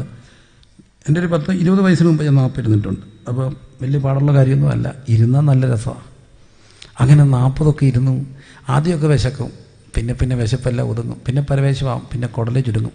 40 ഇരുന്നേറ്റവന് ചോറും അപ്പം ഇറച്ചിയൊന്നും ആരും കൊടുക്കത്തില്ല. പിന്നെ 40 കഴിഞ്ഞാൽ കൊടുക്കുന്ന എന്താ? കഞ്ഞി കൊടുക്കും. അതും നല്ലപോലെ വേവിക്കണം. വേണ്ടേ? വേവിക്കണം. കാരണം ഇവൻ്റെ കുടലെല്ലാം ചുരുങ്ങിപ്പോവും. പിന്നെ കുറേശ്ശെ കുടിക്കാവും, കുടൽ വികസിച്ച് വരും. ഈ സെക്രട്ടേറിയറ്റ് നടയിലൊക്കെ നേതാക്കന്മാർ ഒരു ദിവസം 24 മണിക്കൂർ സത്യാഗ്രഹം കഴിഞ്ഞാൽ നാരങ്ങാ വെള്ളം കൊടുത്ത് അവസാനിപ്പിക്കുമ്പോൾ നേതാവ് വരും നാരങ്ങാ വെള്ളം കൊടുക്കാൻ. പക്ഷേ ഇവൻ ഇരുന്ന് എഴുന്നേറ്റപ്പോൾ ആരുമില്ലായിരുന്നു ഒരു കഞ്ഞിവെള്ളം കൊടുക്കാൻ. പിശാചി എന്ന് പറഞ്ഞു, അപ്പം കല്ലുകൊണ്ടുണ്ടാക്കാൻ. കഞ്ഞി കുടിച്ചാൽ ദഹിക്കത്തില്ല അപ്പം, പിന്നെ കല്ലുകൊണ്ട് അപ്പം ഉണ്ടാക്കിയാൽ ദഹിക്കുമോ? ഇല്ല. അതുകൊണ്ട് ഇന്നും ഈ ക്രൂശിന് ഇതിനൊരു പ്രത്യേകതയുണ്ട്. വിശന്നവനെ കണ്ടാൽ അവൻ അപ്പമാകാൻ കഴിയും. വിശന്നവരുടെ മുമ്പിൽ അവൻ എന്തായിട്ട് വരും? അപ്പമായിട്ട് വരും. അപ്പം നിങ്ങൾ ചോദിക്കും, വിശപ്പൊക്കെ ഇന്നുണ്ടോയെന്ന്. വിശപ്പൊക്കെ ഇന്നും ഉണ്ട്. ഞാൻ ഈ അടുത്തിടയ്ക്ക് വായിച്ച ഏറ്റവും നല്ല ഒരു കഥ ഞാൻ എവിടെയൊക്കെയോ പറഞ്ഞു. ആ കഥ വായിച്ചിട്ട് ഞാൻ അതിൻ്റെ തപ്പിപ്പോയി എൻ്റെ പുസ്തകം മേടിച്ചു. DC ബുക്സ് പ്രസിദ്ധീകരിച്ചൊരു പുസ്തകമാണ്. ബിരിയാണി എന്നാണ് അതിൻ്റെ പേര്. സിമ്പിളായിട്ടൊരു കഥ, പക്ഷേ ഒത്തിരി ഹൃദയസ്പർശിയായിട്ട് തോന്നി. മനുഷ്യൻ ഇന്നും യാഥാർത്ഥ്യങ്ങൾ ഇന്നും സത്യമാണ്. ഒരു വലിയ കാസർഗോഡുകാരൻ ഹാജിയാരുടെ കഥ ഇത്രയേ ഉള്ളൂ. മകളുടെ വിവാഹം നടക്കുന്നു. ഭയങ്കര 10,000 പേര് വരുന്ന കല്യാണം, വലിയ കല്യാണം. അപ്പോൾ അതിനകത്ത് ബസുമതി റൈസ് കൊണ്ടുണ്ടാക്കിയ ചെമ്പിനകത്ത് ബിരിയാണി ഇങ്ങനെ കിടന്ന് വേവിച്ചുകൊണ്ടിരിക്കുകയാണ്. അങ്ങനെ ഇരിക്കെ ഇതിൻ്റെ ഇവൻ്റൊക്കെ നടത്തുന്ന ഒരാൾക്ക് ഫോൺ കോൾ വന്നു. ഒരു ഹിന്ദിക്കാരൻ പണിക്കാരനെ വേണം. അയാളിങ്ങനെ നോക്കിയപ്പോൾ ഒരു ഹിന്ദിക്കാരൻ ഗോവിന്ദ് യാദവ് ഇങ്ങനെ നിൽക്കുന്നു. അവൻ്റെ പേരെന്നാടാ? ഗോവിന്ദ്. നിനക്കൊരു പണി കിട്ടിയാൽ പോകാമോ? പോകാം. നിനക്ക് എത്ര ശമ്പളം വേണം? അവൻ പറഞ്ഞ 600. ഇല്ല 250. അല്ല 350. അവസാനം സമ്മതിച്ചു 350 രൂപയ്ക്ക്. അപ്പോൾ തന്നെ ഫോൺ വന്നു, ഒരുത്തനെ കിട്ടിയിട്ടുണ്ട്. ഫോർച്യൂണർ കാർ വന്നു മുതലാളിയുടെ. ഇവനെ കയറ്റിക്കൊണ്ടുപോയി. എവിടെ? വീട്ടിലേക്ക് കൊണ്ടുപോയി. വീട്ടിൽ ചെന്നപ്പം ഭയങ്കര മണം. എന്തിൻ്റെ മണം? ബസുമതി റൈസിൻ്റെ മണം. അവിടെ ചെന്നു ഇവനൊരു ജോലി കൊടുത്തു, കുഴിയെടുത്തു. എന്തോരം കുഴി? അവർ കാണിച്ചു കൊടുത്തോളം കുഴിയെടുത്തു. കുഴിക്കാത്തിരുന്ന് പിന്നെ ഉറങ്ങിപ്പോയി. മുതലാളി മോൻ വന്ന് വിളിച്ചപ്പോഴാണ് ഉണരുന്നത്. എന്താടോ? എഴുന്നേറ്റേ, പെട്ടെന്ന് കണ്ട് ഇത് തട്ടിയിട്ടേ. മിച്ചം വന്ന ബസുമതി റൈസിൻ്റെ അരി കൊണ്ടും തട്ടുകയാണ്. അവസാനം അത് നിറഞ്ഞു. അപ്പോൾ മുതലാളി മോൻ ഫോൺ വിളിച്ചുകൊണ്ട് ഇവനോട് പറഞ്ഞു ചവിട്ടിത്താക്കാൻ പറഞ്ഞു. ചവിട്ടിത്താക്കാൻ നേരത്ത് ഗോവിന്ദ് യാദവ് ഒന്ന് അറച്ചു. എങ്ങനെ ചവിട്ടിത്താക്കുന്നേ? അയാൾ പെട്ടെന്ന് ഇങ്ങനെ കണ്ണം പൊട്ടി നിൽക്കുക. അയാൾ ഓർത്ത ഒറ്റ കാര്യം, അയാൾക്കൊരു ഭാര്യ ഉണ്ടായിരുന്നു. ഭാര്യയുടെ പേര് മാതങ്കി. കൽക്കരിക്കനി ജോലി ചെയ്യുന്ന ഈ മനുഷ്യൻ പോകുന്ന വഴിക്ക് കനി വെച്ച് പരിചയപ്പെട്ടു മാതങ്കി എന്ന് പറയുന്ന പെണ്ണിനെ. സ്നേഹമായി കല്യാണം കഴിച്ചു. മാതങ്കി 6 മാസം ഗർഭിണിയായി കഴിയുന്ന സഹോദരിമാർക്ക് ഒരു കൊതിയൊക്കെ ഉണ്ടാകും. ഇവക്ക് കൊതി ബസുമതി റൈസ് കഴിക്കണം. ഈ പാവങ്ങൾ പോയിട്ട് 50 ഗ്രാം ബസുമതി റൈസ് മേടിച്ചു. അത് ഇവൾ കഞ്ഞി വെച്ചില്ല. കഞ്ഞി വെച്ചാൽ മൊത്തം പെട്ടെന്ന് തീരത്തില്ലേ. അതിങ്ങനെ കുറച്ച് തിന്നു ബസുമതി. അങ്ങനെ അവർക്കൊരു മോളുണ്ടായി.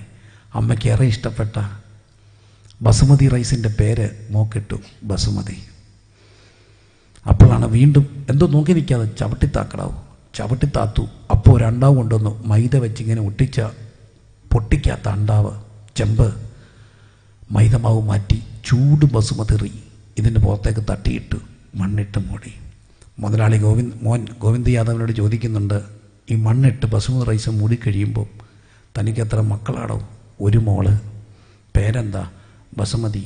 എന്തോ ചെയ്യുക? കല്യാണം കഴിപ്പിച്ചോ? ഇല്ല. പഠിക്കുകയാണോ? അല്ല.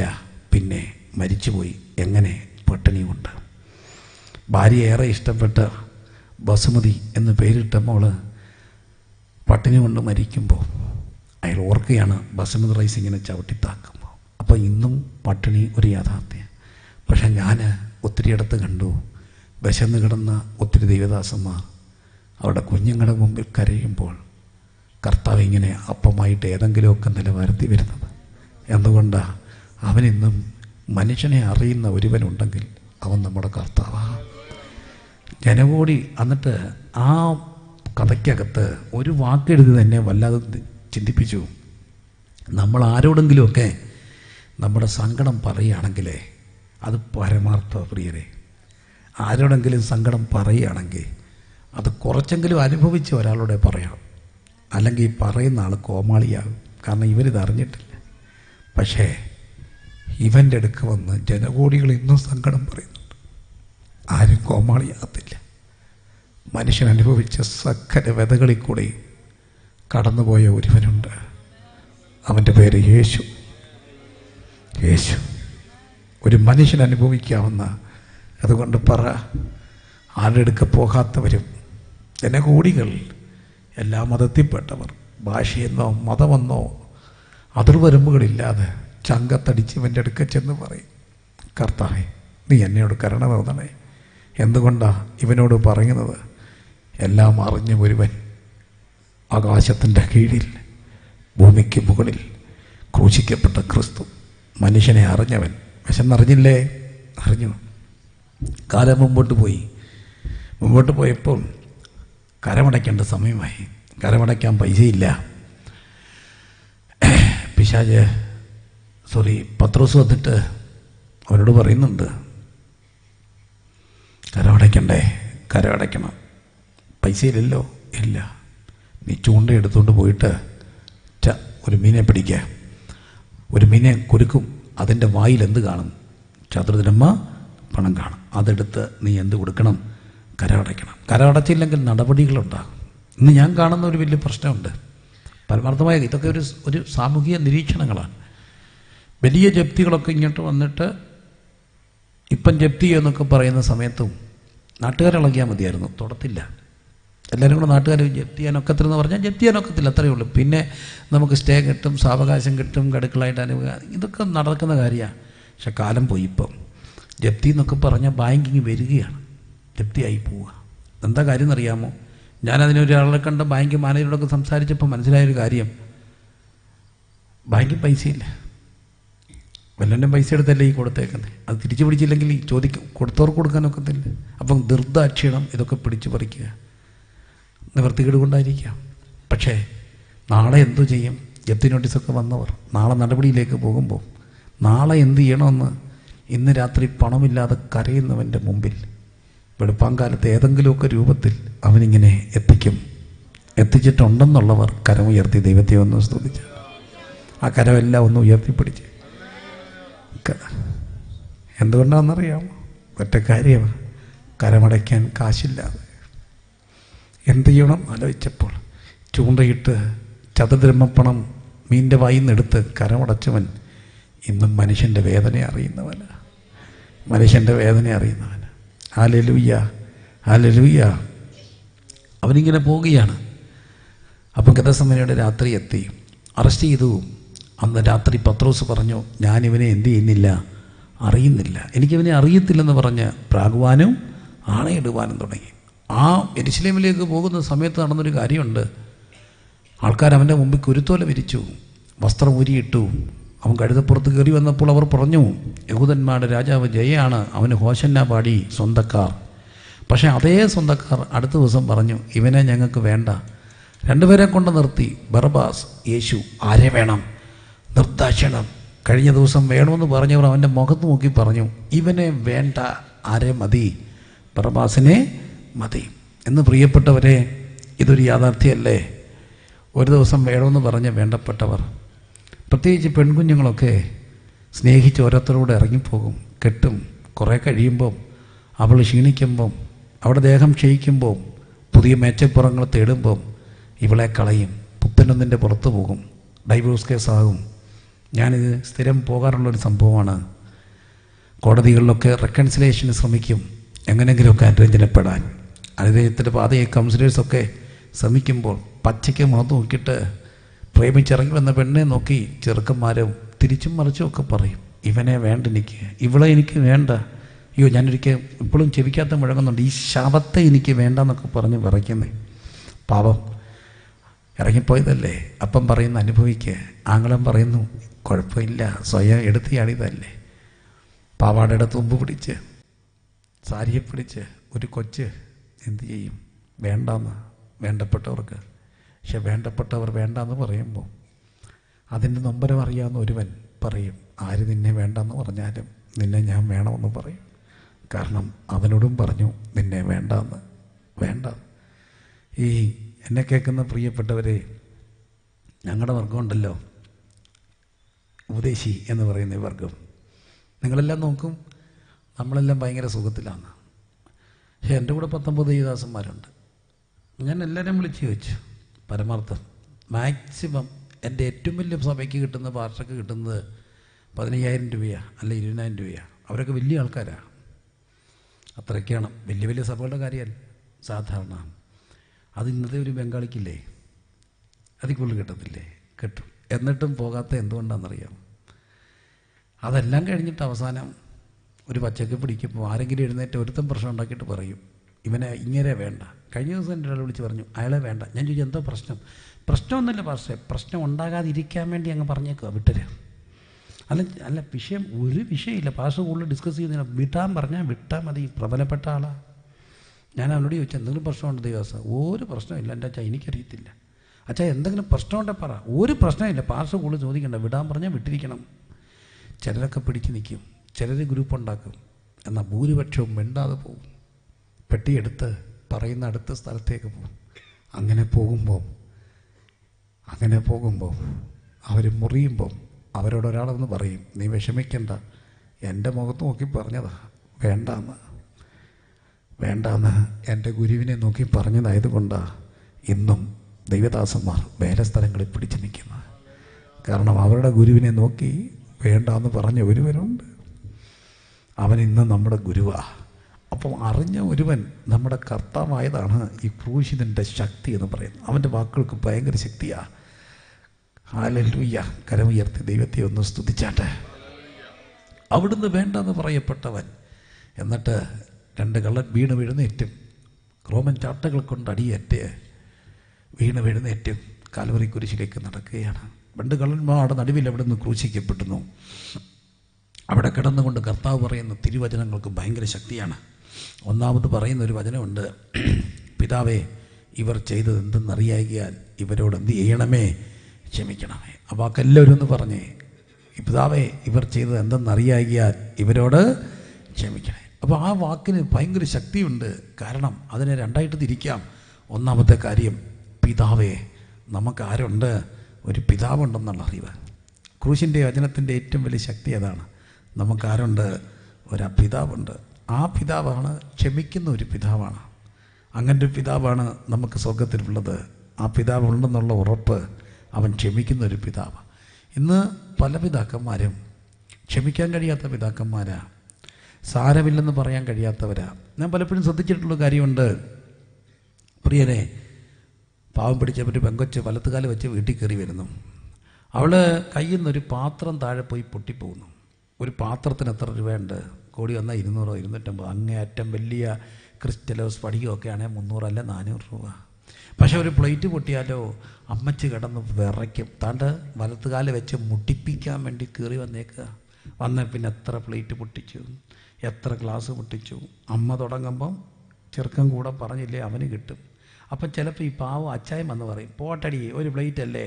ആഹാ, അപ്പം നിങ്ങൾ തമ്മിൽ ഏതാണ്ടില്ലേ, മനുഷ്യൻ മിണ്ടരുത്. അയാൾ പിന്നെ അങ്ങ് സൈലൻ്റ് ആകും. ഇല്ലെങ്കിൽ പിന്നെ അയാൾക്ക് കിട്ടും. വിറയ്ക്കും, എല്ലാവരും വിറയ്ക്കും. ഒരു പ്ലേറ്റ് പൊട്ടിയാ സാരമില്ലെന്ന് പറയാൻ വല്ലവരും ഇവിടെ ഉണ്ടോ?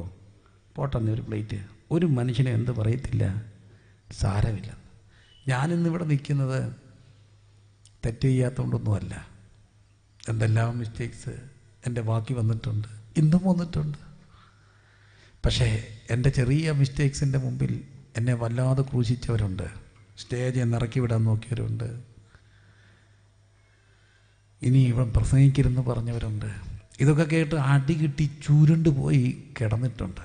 ഞാനിങ്ങനെ ചുരുണ്ട് പോകും, അത്രയൊക്കെ ഉള്ളൂ. ഞാൻ നല്ല അടി കിട്ടിയ വാക്കിൻ്റെ ഒറ്റ കിടപ്പ് കിടക്കും. പിന്നെ 1-2 ദിവസമൊക്കെ കിടന്ന് കളയും. അത്രയുള്ള ശക്തിയൊക്കെ ഉള്ളു.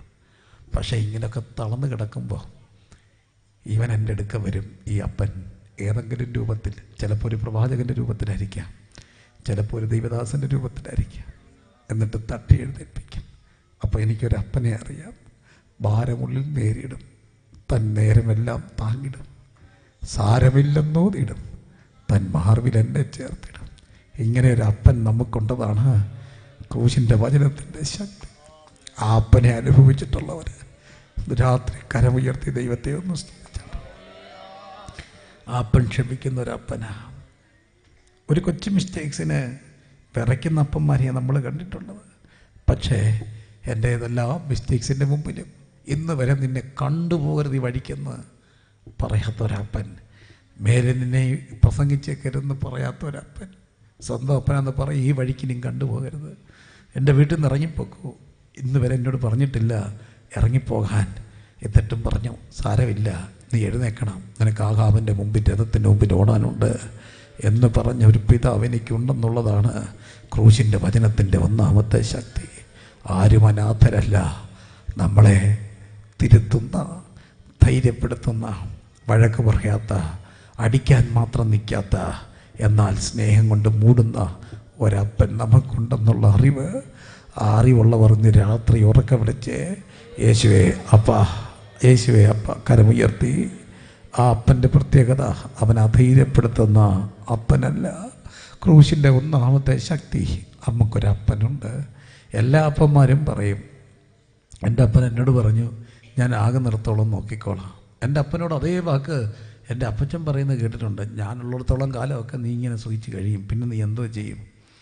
പക്ഷേ എൻ്റെ ഈ അപ്പം പറഞ്ഞു ആകുന്നിടത്തോളവും നല്ല, ഉള്ളിടത്തോളവും നല്ല, ലോകാവസാനത്തോളം എല്ലാ നാളും നിങ്ങളുടെ കൂടെയുണ്ടെന്ന് പറഞ്ഞ കർത്താവ്. ഇങ്ങനെ ഒരു അപ്പൻ നമുക്കുണ്ടെന്നുള്ളതാണ് ക്രൂശിൻ്റെ ശക്തി.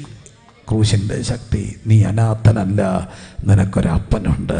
അപ്പനുണ്ട്, യുഗാവസാനത്തോളം എല്ലാ നാളും കൂടെ ഇരിക്കുന്നൊരപ്പൻ. ആ അപ്പനെ ഒരിക്കലൂടെ കരമുയർത്തി ഒന്ന് സ്തുതിച്ച് ആ കരങ്ങളെല്ലാം ഉയർന്നിരിക്കട്ടെ. ഇന്ന് ഈ രാത്രിയുടെ പ്രശാന്തതയിൽ ഇതിനകത്തൊരു സ്തുതി ഉയരട്ടെ. അപ്പൻ്റെ മക്കളെല്ലാം ചേർന്ന് അപ്പനെ ഒന്ന് സ്തുതിച്ചേ. യേശുവേ അപ്പാന്ന് വിളിച്ചേ. കണ്ണീന്ന ദൈവമക്കളെന്ന് വിളിക്കപ്പെടാൻ ഈ പിതാവ് നമുക്ക് എത്ര വലിയ സ്നേഹം തന്നു. എല്ലാവരും അപ്പൻ്റെ മക്കളാണ്. ഈ ഭൂമിയിലുള്ള മുഴുവൻ പേരും അപ്പൻ്റെ മക്കളാണ്. എന്നാൽ സംഭവിച്ചതെന്നറിയാമോ? കാലക്രമത്തിൽ മക്കൾ അപ്പനെ വിട്ടിട്ട് പോയി. അതുകൊണ്ടാണ് ലൂക്കോസിൻ്റെ സുവിശേഷത്തിലെ കഥയും നമ്മൾ കാണുന്നത്. മുടിയമ്പുത്തൻ്റെ കഥ. അവിടെ ആ മകൻ അപ്പനോട് വന്ന് പറഞ്ഞു, നീ എനിക്ക് എന്തോ തരണം, വസ്തു തരണം എന്ന് പറഞ്ഞു. അന്നത്തെ കാലഘട്ടത്തിൽ ഒരു പ്രത്യേകതയുണ്ട്. വസ്തു കിട്ടണമെങ്കിൽ അപ്പം മരിക്കണം. അപ്പം മരിച്ചു കഴിഞ്ഞാൽ എന്ത് കിട്ടത്തുള്ളൂ? അപ്പൻ്റെ വസ്തു. അപ്പോൾ ഇവൻ മകൻ അപ്പൻ്റെ വസ്തു ചോദിക്കാമെങ്കിൽ മകൻ്റെ അകത്ത് ആര് മരിച്ചു? അപ്പം മരിച്ചു. എന്നാൽ മക്കളെ, ഇന്ന് രാത്രി അറിയണം, നിൻ്റെ അകത്ത് ഈ കർത്താവ് മരിച്ചാലും അവൻ്റെ അകത്ത് നീ മരിച്ചിട്ടില്ല. അവൻ്റെ അകത്ത് നമ്മൾ മരിക്കാഞ്ഞത് കൊണ്ടാണ് ഇന്നും അവൻ നമ്മളെ തേടി ഒരു സുവിശേഷ പ്രഭാഷണത്തിൻ്റെ രീതിയിൽ ഹല്ലേലൂയ നമ്മുടെ കയ്യിലെത്തുന്ന ഒരു വാട്സപ്പ് സന്ദേശത്തിൻ്റെ രീതിയിലൊക്കെ ഇന്നും മക്കളെ തേടി അപ്പം വന്നുകൊണ്ടിരിക്കുകയാണ്. ഇവിടെ നടക്കുന്ന യോഗവും മക്കളെ തേടി അപ്പം വന്നതാണ്. ആ മകൻ അവസാനം തിരിച്ചറിഞ്ഞു. എന്നിട്ട് അവൻ ഒറ്റ തിരിച്ചടത്തം നടന്നു. അപ്പാ, ഞാൻ നിന്നോടും സ്വർഗത്തോടും എന്തു ചെയ്തു? പാപം ചെയ്തു. പക്ഷേ ഇവൻ വരുന്നത് കണ്ടപ്പോൾ ആ അപ്പൻ അവിടെ ഗമ കളിച്ചിരുന്നില്ല. അവൻ പോയിട്ടല്ലേ വരട്ടെന്ന് വച്ചില്ല, ഓടിച്ചെന്ന് കെട്ടിപ്പിടിച്ചു. ഇന്ന് രാത്രി എനിക്കൊരപ്പനെ അറിയാം. നമ്മൾ തിരിഞ്ഞ് ഒരു സ്റ്റെപ്പ് നടന്നാൽ നമ്മുടെ അടുക്കിലേക്ക് ഓടി വന്നിട്ട് പഴയതെല്ലാം തൻ്റെ പുറമേൻ മറന്നു കളഞ്ഞിട്ട് നമ്മളെ പുത്തൻ ഉടുപ്പ് ധരിപ്പിക്കുന്ന ഒരപ്പനുണ്ട്. ആ അപ്പൻ്റെ സ്നേഹമോർത്തിന്ന് രാത്രി എല്ലാവരും സ്തുതിച്ചാട്ട്. ഈ രാത്രി കൺവെൻഷൻ ഗ്രൗണ്ടിനകത്ത് Parassala central convention, India Pentecost ദൈവസഭ പാറശാല സെൻട്രൽ കൺവെൻഷൻ്റെ 2ാമത് ദിനത്തിൽ അപ്പൻ്റെ മക്കളാണോ നിങ്ങൾ? അപ്പൻ്റെ മക്കളാണോ? അപ്പൻ്റെ മക്കളാണോ? അധുന രഗന ശബ ലഗദന ഭാരമുള്ളിൽ നേരിടും, നേരമെല്ലാം താങ്ങിടും. ഭാരമുള്ളിൽ നേരിടും, നേരമെല്ലാം താങ്ങിടും. സാരമില്ലെന്നോതിടും തന്മാർവിലെന്നെ, സാരമില്ലെന്നോതിടും തന്മാർവിലെന്നെ. എന്നും നല്ലവൻ, ഓ നല്ലവൻ, ഇന്നലെയും ഇന്നും എന്നും. ഓ ഇന്നലെയും.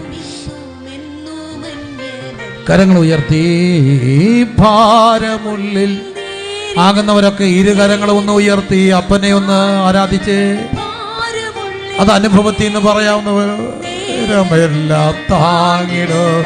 സാരമില്ലെന്നോതിടും തന്മാർവിലെന്നെ, സാരമില്ലെന്നോതിടും തന്മാർവിലെന്നെ.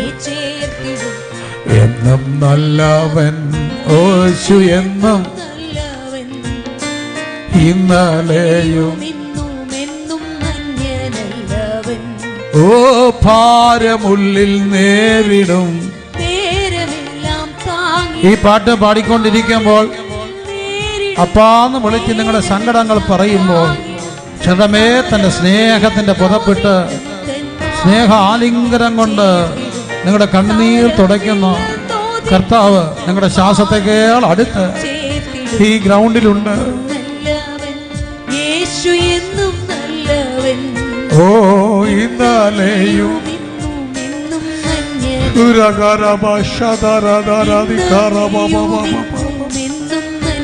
അപ്പന്റെ മക്കളെല്ലാം പറഞ്ഞേ, ഭാരമുള്ളിൽ നേരിടും, നേരമെല്ലാം. ഓ ഭാരമുള്ളിൽ സാരമില്ലെന്നോതിടും തന്മാർവിലെന്നെ. അപ്പന്റെ സ്നേഹം കൊണ്ട് ചിലരെ ദൈവം ഇന്ന് രാത്രി മൂടുകയാണ്. ജീവിതത്തിൽ ഒത്തിരി കുറ്റപ്പെടുത്തലുകൾ കേട്ടവരെ,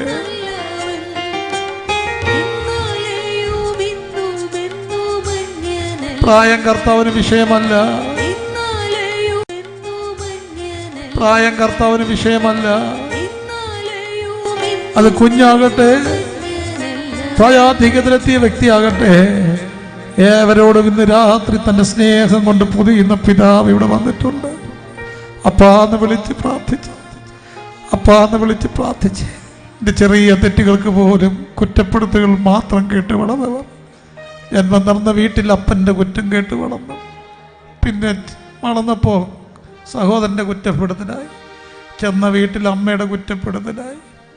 ഒരമ്മ എന്നോട് പറഞ്ഞു, കെട്ടിയോണ്ട കുറ്റം എല്ലാം സഹിക്കാം. ഇപ്പം മക്കളുടെ കാലമായപ്പോൾ അവരും തുടങ്ങി. പക്ഷെ ഈ അപ്പനിന്ന് രാത്രി ഇവിടെയുണ്ട്.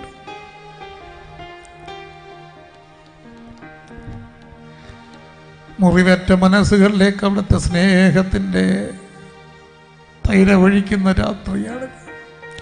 അവൻ എൻ്റെ മേൽ വിരിച്ച കൊടി സ്നേഹത്തിൻ്റെ കൊടിയായി.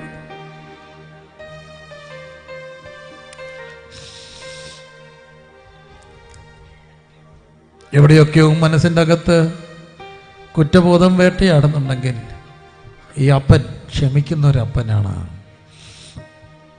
ക്ഷമിക്കുന്ന ഒരപ്പനായതുകൊണ്ട് ക്രൂശിൻ്റെ വചനത്തിനൊരു ശക്തിയുണ്ട്, ക്ഷമിക്കാനുള്ളൊരു ശക്തിയുണ്ട്. പിതാവേ, ഇവർ ചെയ്തത് എന്തെന്നറിയാകിയാൽ ഇവരോട് എന്ത് ചെയ്യണേ? ക്ഷമിക്കണേ. ലൂക്കോസ് 23:34 ക്രൂശിൻ്റെ 7 വചനങ്ങളാണ്. 1-ാമത്തെ വചനം, എന്നോട് ഇവരോട് ക്ഷമിക്കണമേ. ക്ഷമിക്കുക എന്ന് പറയുന്ന ഒരു ക്രിസ്ത്യൻ കൾച്ചറാണ്, അപ്പൻ്റെ മക്കളുടെ സ്വഭാവമാണ്. നമ്മുടെ എല്ലാം അകത്ത്, ഞാൻ ഉൾപ്പെടെ, ഞാൻ എന്നെ അന്യപ്പെടുത്തി പറയല്ല, ഞാൻ വല്ലാതെ കോപിക്കുന്നവനാണ്. പക്ഷേ ഒത്തിരി വ്യത്യാസം. എന്നാലും ചില സമയത്ത് നമ്മളങ്ങ് ദണ്ണം വിട്ടു പോകും.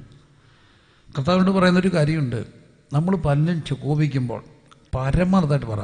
നമ്മുടെ ഈ പിള്ളേരൊക്കെ ഇങ്ങനെ കിടന്ന് തുള്ളിച്ചാടി, ഇപ്പം അത് വേണം, വന്നെ ഞാൻ കാണിക്കും. അപ്പോൾ ഈ പ്രായമുള്ളവർ പറയും, അയ്യോ ആ ചത്തുപോയ മാവി വന്നിരിക്കുന്ന പോലെ ഇരിക്കുന്നുണ്ടെന്ന് പറയത്തില്ലേ? നമ്മുടെ ഈ ചില പിള്ളേർ കിടന്ന് തുള്ളുമ്പം ആ മാവിയുടെ മുഖം എങ്ങനെയാണ്? ഞാൻ ഇടയ്ക്ക് ഒരിടത്ത് കേട്ടോ, ഇതെൻ്റെ ദൈവമേ, ആ ചത്തുപോയ മുതുമാവി വീണ്ടും കയറി വരുന്നു. തൻ്റെ അവരുടെ മുഖത്ത് നോക്കിയാൽ കാണാം. ഇതെന്നെ പാരമ്പര്യ. ചില ആമ്പിളാരിങ്ങനെ വിറയ്ക്കും പറയത്തില്ലേ, കിളവൻ മൂപ്പിലാൻ ചത്തുപോയേ അങ്ങേരുടെ മുഖം പോലെ തന്നെ ഇരിക്കും, അയാൾ ഇതുപോലായിരുന്നു വിറച്ചെന്ന്. പരമാർത്ഥമാണ്.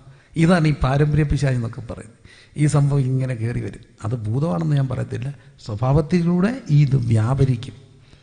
പക്ഷേ ഈ അപ്പൻ്റെ മക്കൾക്ക് ആ ക്ഷമിക്കുന്ന ഒരു സംസ്കാരം ഉണ്ടാകും. എത്ര പേരുന്ന് ഈ ക്ഷമിക്കാനാണോ ദേഷ്യപ്പെടാനാണോ ശക്തി വേണ്ടേ? ശ്രദ്ധിച്ചേ, ക്ഷമിക്കാനാണോ ദേഷ്യപ്പെടാനാണോ ശക്തി വേണ്ടേ? ക്ഷമിക്കാൻ. ദേഷ്യപ്പെടാൻ എന്തോ ശക്തിയാണ് വേണ്ടേ? അതിനൊരു ശക്തിയും വേണ്ട, അത് ആർക്കും കഴിയുന്നൊരു കാര്യമാണ്. പക്ഷെ ക്ഷമിക്കണേ എന്തോ വേണം? ശക്തി വേണം. അപ്പോൾ കോപം കൂടുന്നത് എപ്പോഴാണെന്ന് ചോദിച്ചാൽ ആത്മശക്തി കുറയുമ്പോഴാണ് കോപം കൂടുന്നത്. അപ്പം ക്രൂശിൻ്റെ വചനത്തിന് ശക്തിയുണ്ട്. ക്ഷമിച്ചവനാണ് നമ്മുടെ അപ്പൻ. അവൻ നമ്മോട് ക്ഷമിച്ചത് കൊണ്ട് നമുക്കും എന്ത് കഴിയണം? ക്ഷമിക്കാൻ കഴിയണം. സാരമില്ല പോട്ടെന്നൊക്കെ പറയാൻ കഴിയണം. ചെറിയൊരു വണ്ടിയിലൊന്നും പറഞ്ഞാൽ മതി, നമ്മുടെ മട്ട് മാറും. പക്ഷെ ഇതൊക്കെ വലിയ പരീക്ഷണമാണ്. കഴിഞ്ഞ ദിവസം എൻ്റെ വണ്ടിയിൽ ഒരാൾ ഉറങ്ങി വന്ന് പറഞ്ഞേ, പാവം ഇടിച്ച് തോട്ടിക്കളഞ്ഞേനെ. പക്ഷേ എൻ്റെ കൂടെ ഉണ്ടായിരുന്ന മക്കൾ പെട്ടെന്ന് ചാടി ഇറങ്ങി, അവർ സംഭവം തീർന്നു പോയേനെ. ദൈവത്തിൻ്റെ കൃപ രക്ഷപ്പെട്ടു.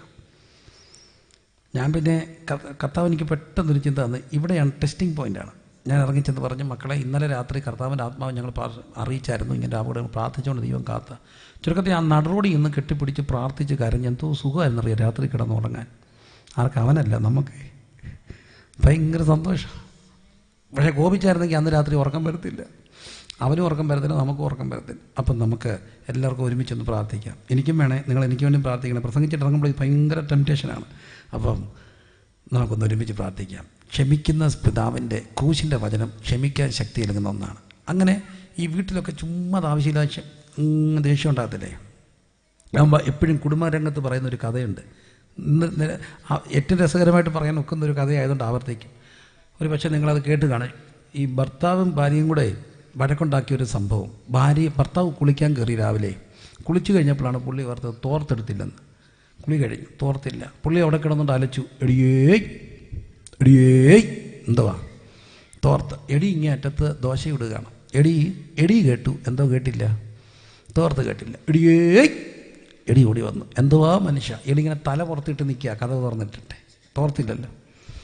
എടി അതിങ്ങോട്ട് താടി മനുഷ്യ, എന്തോന്നാന്ന്? എടി നിന്നോടല്ലേ പറഞ്ഞ അതിങ്ങോട്ട് തരാൻ.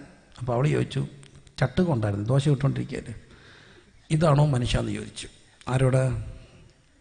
ഭർത്താവ്. അപ്പം ഭർത്താവ് പറഞ്ഞു, അല്ലേലും നിന്നെ ഒന്നും പറഞ്ഞിട്ടൊരു കാര്യമില്ല. നിന്നെ പറഞ്ഞിട്ട് കാര്യമില്ലെന്ന് പറഞ്ഞാൽ അതിൻ്റെ അർത്ഥം എന്നാ?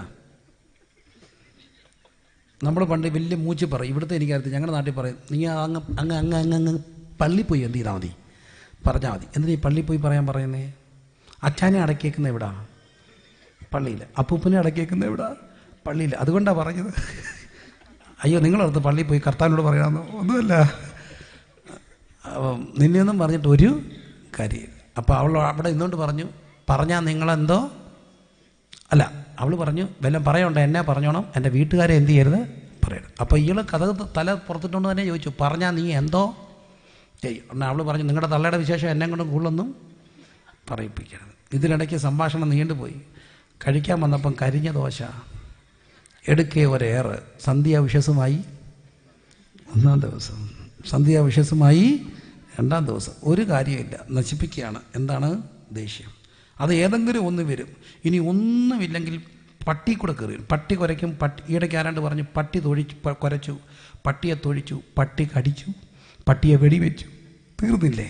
ദേഷ്യമാണ്. കര ഉയർത്തി ദൈവത്തോടൊന്ന് പ്രാർത്ഥിച്ച് എനിക്ക് ക്ഷമിക്കുന്ന ക്രൂശിൻ്റെ ശക്തി കിട്ടണമെന്ന് പ്രാർത്ഥിക്കുന്നവർ. നമ്മുടെ വീടുകളിലെ എണ്ണപ്പെട്ട ദിവസങ്ങളെ വെറുതെ കോപിപ്പിച്ച് സമാധാനം കെടുത്തി നശിപ്പിച്ച് ദിവസങ്ങളെ നശിപ്പിക്കുന്ന ഒരു ദുഷ്ടശക്തിയിൽ നിന്ന് വിടുതൽ നേടാൻ സഹായിക്കുന്ന ഒന്നുണ്ട്, ക്രൂശിൻ്റെ ശക്തി. കരമുയർത്തി പ്രാർത്ഥിച്ച് ക്രൂശിൻ്റെ ശക്തി തരണേന്ന്. ആ ശക്തി വേണ്ടവരൊക്കെ ഒന്ന് പ്രാർത്ഥിച്ച് എനിക്ക് ക്ഷമിക്കാൻ ഈ ശക്തി തരണേ കർത്താവേ. അങ്ങനെ വേണ്ടാത്തവരൊന്നും പ്രാർത്ഥിക്കേണ്ട. ക്ഷമയുടെ പര്യായമായി ഇവിടെ ഇരിക്കുന്ന എല്ലാവരെയും ഞാൻ സല്യൂട്ട് ചെയ്യുന്നു. I give a big salute to you. നിങ്ങളുടെ ക്ഷമ. പക്ഷേ വെറുതെ എൻ്റെ ഭാര്യയോട് ഞാൻ കിടന്ന് ചാടും.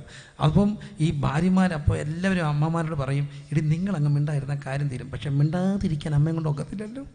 പിള്ളേർ വരെ അമ്മയോട് പറയും, അമ്മ അങ്ങ് നിർത്തമ്മേ. അമ്മ നിർത്തുവോ?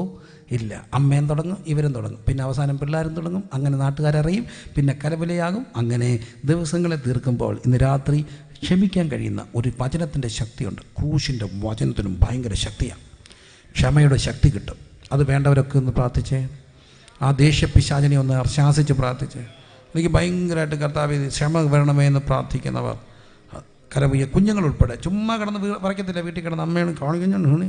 ഇടയ്ക്ക് മോനെ കോപിച്ചാണ് ഒരു പാവം ചേട്ടനും എന്നെയും കൂടെ ഏതാണ്ട് ചെറിയ റിമോട്ടിൻ്റെ പ്രശ്നം ഉണ്ടായതല്ലേ, അമ്മിക്കല്ലെടുത്ത് ഒറ്റയടി. പാവം തല്ലാൻ വേണ്ടി കൊല്ലാൻ വേണ്ടി ഒന്നും ചെയ്താലേ, കൂടപ്പുറപ്പിനെ കൊല്ലാൻ വേണ്ടി ചെയ്തല്ല, ദേഷ്യത്തിൽ ചെയ്താ. കണ്ടില്ലേ അവൻ ജയിലിൽ കിടക്കുന്നു, കൂടപ്പുറപ്പ് പോയി. പാവം അപ്പൻ എന്തോ ചെയ്യും? കരമുയർത്തി പ്രാർത്ഥിച്ച് ദേഷ്യം വന്ന് വിറയ്ക്കുന്ന മക്കളെല്ലാം ഒന്ന് പ്രാർത്ഥിച്ചേ. അതൊട്ട ശക്തി ഇങ്ങനെ ഞാൻ വിട്ടുപോട്ട. അതൊരു പാരമ്പര്യമാണ്. ആ പോരാട്ടത്തിൽ ജയിച്ചാലേ ക്ഷമയുടെ ലോകത്തേക്ക് കയറാനൊക്കത്തുള്ളൂ. കാരണം ക്ഷമിച്ചവർക്കുള്ളതാണ് ക്രൂശിൻ്റെ ശക്തി. യേശുവിൻ്റെ നാമത്തിൽ ക്രൂശിൻ്റെ വചനത്തിൻ്റെ ശക്തി ഇപ്പോൾ വ്യാപരിക്കട്ടെ. കരങ്ങൾ ഉയർത്തി പ്രാർത്ഥിച്ചേ. അത് വേണ്ടവരൊക്കെ കരങ്ങൾ ഉയർത്തി ദൈവത്തോടൊന്ന് പ്രാർത്ഥിച്ച് നമുക്ക് ഒരുമിച്ച് പ്രാർത്ഥിക്കാം. ഞാനും അതിൽ നിന്ന് മോചിതനല്ല പ്രിയരെ, പക്ഷേ എന്നെ സെൽഫ് റിയലൈസേഷൻ എന്ന് പറയുന്ന ഒന്നുണ്ട്. മോചിതൻ ആകണമെന്നുള്ളൊരു ആഗ്രഹമുണ്ട്. കർത്താവെ ഒരുമിച്ച് പ്രാർത്ഥിക്കുക. ക്ഷമ, ക്രൂശിൻ്റെ ക്ഷമ. ആ ക്ഷമ, കർത്താവിൻ്റെ ക്ഷമ, ആണിയടിച്ച് കയറ്റിയവരോട് നോക്കിയിട്ട് ക്ഷമിക്കണമേ എന്ന് പറഞ്ഞ ആ ക്രൂശിനെ ആ ഇരുകരങ്ങൾ ഉയർത്തി ദൈവസന്നിധിയിൽ ഒന്ന് പ്രാർത്ഥിച്ച ക്ഷമയ്ക്ക് വേണ്ടി ചോദിച്ചാട്ട് ആ വചനശക്തി ഇപ്പോൾ വ്യാപരിക്കട്ടെ. യേശുവിൻ്റെ നാമത്തിൽ കർത്താവേ ക്ഷമിക്കുന്ന ദൈവകൃപ ഇപ്പോൾ വ്യാപരിക്കണം. അതിനുവേണ്ടി ഞങ്ങൾ പ്രാർത്ഥിച്ച് അനുഗ്രഹിക്കുന്നു യേശുവിൻ നാമം തന്നെ. പിതാവേ ഇവർ ചെയ്തത് എന്തെന്നറിയാൻ ഇവരോട് എന്ത് ചെയ്യണമേ? ക്ഷമിക്കണം. തൊട്ടടുത്തപ്പോൾ ഒരു കള്ളൻ കിടപ്പുണ്ട്. മറ്റേ കള്ളൻ ഈ കള്ളനെ കളിയാക്കുന്നു. ഈ കള്ളൻ കർത്താവ് പറഞ്ഞു, നീ രാജ്യത്വം പ്രാപിച്ചു വരുമ്പോൾ എന്നെ കൂടെ എന്ത് ചെയ്യണം? ഓർക്കണം. അപ്പോൾ കർത്താവ് എന്ന് പറഞ്ഞു, ഇന്ന് നീ എന്നോട് കൂടെ എവിടെ ഇരിക്കും? പർദീസയിലേക്ക്. ഇന്ന് അവൻ മരിക്കാൻ തുടങ്ങി. ഇന്ന്. അപ്പോൾ ഈ കർത്താവുമായിട്ടുള്ള ക്രൂശിൻ്റെ വചനത്തിന് ശക്തിയുണ്ട്. ഇന്ന് നമ്മൾ കർത്താവിനെ സ്വീകരിച്ചാൽ ഇന്ന് നമ്മൾ ആരോടൊപ്പമായി? യേശുവിനോടൊപ്പമാണ്. യേശുവിനോടൊപ്പം ആണെങ്കിൽ ഒരു കാര്യം ഉറപ്പാണ്, അവൻ പർദീസയിലാണ്. പർദീസ എന്നുള്ളൊരു വാക്ക് ഒരു പേർഷ്യൻ വാക്കാണ്. അതെന്താണ്? രാജാവിൻ്റെ ഉദ്യാനമാണ്. രാജാവിൻ്റെ ഉദ്യാനത്തിൽ പോയിട്ട് രാജാവിനോടൊപ്പം നടക്കുന്നതിൻ്റെ പേരാണ് ഈ പർദീസ എന്ന് പറയുന്നത്. അന്ന് പേർഷ്യൻ രാജാക്കന്മാർക്ക് അവർക്ക് കൊടുക്കുന്ന ഏറ്റവും അവിടുത്തെ ഒരു പ്രജയ്ക്ക് കിട്ടാവുന്ന ഏറ്റവും വലിയൊരു ദാനമുണ്ട്. ഈ രാജാവിനോടൊപ്പം സന്ധ്യയ്ക്ക് ഉദ്യാനത്തിൽ ഈ നടക്കാൻ വേണ്ടി ഒരു ക്ഷണം. വലിയ സന്തോഷമാണ്. അങ്ങനെ അവരുടെ കൈ പിടിച്ചുകൊണ്ട് നടക്കും. ഇതായിരുന്നു ഏദൻ തോട്ടത്തിൽ രാജാതി രാജാവും കർത്താതി കർത്താവുമായ പിതാവ് ദൈവം ഏദൻ തോട്ടത്തിൽ ഇറങ്ങി വരും. മനുഷ്യനുമായിട്ട് ഒരുമിച്ച് കരം പിടിച്ച് നടക്കും. ആ ഏദൻ തോട്ടത്തിൽ നിന്ന് ഇറക്കി വിട്ടെങ്കിൽ അവിടെ തിരിച്ചു കയറാൻ ഒരു വഴിയുണ്ട്, ക്രൂശെന്ന വഴി. ആ വഴിയിലൂടെ അങ്ങോട്ട് കയറിക്കഴിഞ്ഞാൽ ഇവിടെ ഇരിക്കുമ്പോഴും ഒരു കാര്യം ഉറപ്പാ, ഈ ലോകത്ത് ജീവിക്കുമ്പോഴും യേശുവിൻ്റെ കയ്യെ പിടിച്ചോണ്ട് ഇങ്ങനെ നടക്കാനൊക്കെ. സ്വർഗം യാഥാർത്ഥ്യം. അതൊരു പൂർണ്ണത കർത്താവിൻ്റെ വരവോട് വെളിപ്പെടുന്ന. ഇവിടെ ജീവിക്കുമ്പോഴും യേശുവിൻ്റെ കൈ പിടിച്ചോണ്ട് ഇങ്ങനെ നടക്കാൻ ഇഷ്ടപ്പെടുന്ന ഒന്ന്. ഇന്ന് യേശുവിനോടൊപ്പം ഇന്ന് രാത്രി എൻ്റെ കരത്തെ നീ പിടിക്കണം. പിതാവേ രാജ്യത്വം പ്രാപിച്ചു വരുമ്പോൾ എന്നെ കൂടെ ഓർക്കണമെന്ന് ഒറ്റ വാക്ക് പറഞ്ഞാൽ ഇന്ന് നീ യേശുവിനോടൊപ്പമാകും. യേശുവിനോടൊപ്പം നടന്ന ഒരു ഗുണമുണ്ട്. യേശുവിനോടൊപ്പം പർദീസയാണ്. ലോകം കഷ്ടമുണ്ട്, ദുഃഖമുണ്ട്, വേദനയുണ്ട്. എന്നാൽ അതിനെ കവിയുന്ന ഒരു പ്രത്യാശയുണ്ട്. യേശുവുണ്ട് കൂടെ. യേശുവുണ്ട്. ആ ബോധ്യം ഭയങ്കര ബോധ്യമാണ്. പ്രിയപ്പെട്ടവരെ, ഞങ്ങൾക്ക് പ്രശ്നങ്ങളില്ലാത്തവരല്ല. എല്ലാവരും അനുഭവിക്കുന്ന രോഗങ്ങൾ ഒരുപക്ഷെ അതിനേക്കാൾ കൂടുതൽ അനുഭവിക്കുന്നുണ്ട്. ആർക്കു വേണ്ടിയൊക്കെ പ്രാർത്ഥിക്കുകയും പോരാട്ടത്തിൽ നിൽക്കുകയൊക്കെ ചെയ്യുന്നതുകൊണ്ട് മറ്റു പലരും അനുഭവിക്കുന്നതിനെക്കാട്ടും കൂടുതൽ പ്രതിസന്ധികൾ ഞങ്ങളൊക്കെ അനുഭവിക്കാറുണ്ട്. പക്ഷേ ഒരു കാര്യമുണ്ട്, ഇതിനകത്തെല്ലാം ഞങ്ങൾ അനുഭവിക്കുന്ന ഒന്നുണ്ട്, യേശു എന്ന യാഥാർത്ഥ്യം. യേശു എന്ന യാഥാർത്ഥ്യം ആരുണ്ട്? യേശു ഉണ്ട്. അടുത്തിരിക്കുന്ന ആടെ കരം പിടിച്ചു കൊടുത്ത എനിക്കൊന്നുമില്ലെങ്കിൽ യേശു ഉണ്ടെന്ന്. മതമക്കളെ, ഒന്നുമില്ലെങ്കിലും ആരുണ്ട്? യേശുവുണ്ട്. എനിക്കറിയാം മക്കളെ, ഇഷ്ടം പോലെ ചുരിദാറുള്ളവരുണ്ട്, 5, 8, 10 മുറിയുള്ളവരുണ്ട്. 8, 10 മുറി ഉണ്ടെങ്കിലും ഒരു മുറി കിടന്നാലും ഉറക്കം വരത്തില്ല. മുറി ഉണ്ടിട്ട് കാര്യമില്ല, എന്തോ ഇല്ല, ഉറക്കമില്ല. എൻ്റെ പൊന്നെ, 1 ലക്ഷം രൂപയുടെ ബെഡേ കിടന്നിട്ട് ഉറക്കാവുന്ന ഒരു അമ്മയുടെ സാക്ഷ്യം കേട്ടു. 1 ലക്ഷം രൂപയുടെ ബെഡ് ഉറങ്ങുന്നില്ല. നമ്മുടെയൊക്കെ മൂട്ട കടിക്കുന്ന ബെഡേ കിടന്നാലും മൂട്ട കടിക്കുകയല്ലാതെ നമ്മളറിയത്തില്ല. അറിയോ? നേരം വെളുക്കുമ്പോൾ അറിയാം മൂട്ട കടിച്ചിരിക്കുന്നത്, എന്നാലും മുറിവ് കടിക്കുന്ന അറിയത്തില്ല. എന്താ കാര്യം? ഒറ്റ ഉറങ്ങും. എന്തുകൊണ്ടാണ്? യേശു ഉള്ളത് കൊണ്ടാണ്. യേശുണ്ട്. യേശുണ്ടോ? ഉണ്ട്. കരം അടുത്തിരിക്കുന്ന കരം പിടിച്ച് പൊഞ്ഞ യേശു ഉണ്ടോ? മതിയെന്ന് പറ. യേശുണ്ടോ? യേശുണ്ടോ? ഇന്ന് രാത്രി പറ, എനിക്ക് യേശു ഉണ്ടോ? യേശു ഉണ്ടെങ്കിൽ ഇന്ന് പറുദീസയാണ്. എന്താ പറുദീസ? ദൈവരാജ്യം ഭക്ഷണവും പാനീയമല്ല. പിന്നെന്താ? ഭക്ഷണം കാണത്തില്ല, വലിയ പാനീയം ഇല്ലെങ്കിലും നീതിയുണ്ട്, സമാധാനമുണ്ട്, അതിലുപരി പരിശുദ്ധാത്മാവിൻ്റെ സന്തോഷമുണ്ട്. കരങ്ങളടിച്ച് എല്ലാവരും ദൈവത്തെ ഒന്ന് സ്തുതിച്ച്. യേശുണ്ട്. യേശുണ്ടോ? യേശുള്ളവരുടെ മുഖത്തൊക്കെ അറിയണം, ഇങ്ങനെ വലിയ കഷ്ടപ്പെട്ടിരിക്കരുത്. യേശുണ്ട്. ചിരിച്ചോണ്ട് പറ, യേശുണ്ട്. യേശു ഉണ്ടാകാൻ ഒറ്റ വഴി. ഇന്ന് ആരോടൊപ്പം ആകണം? യേശുവിനോടൊപ്പമാണ്. ഇന്ന് ആരോടൊപ്പം ആകണം? ഇന്ന് നീ എന്നോട് കൂടെ എവിടെ ഇരിക്കും? പറുദീസ. അപ്പോൾ യേശു ഉണ്ടോ? എന്തുണ്ട്?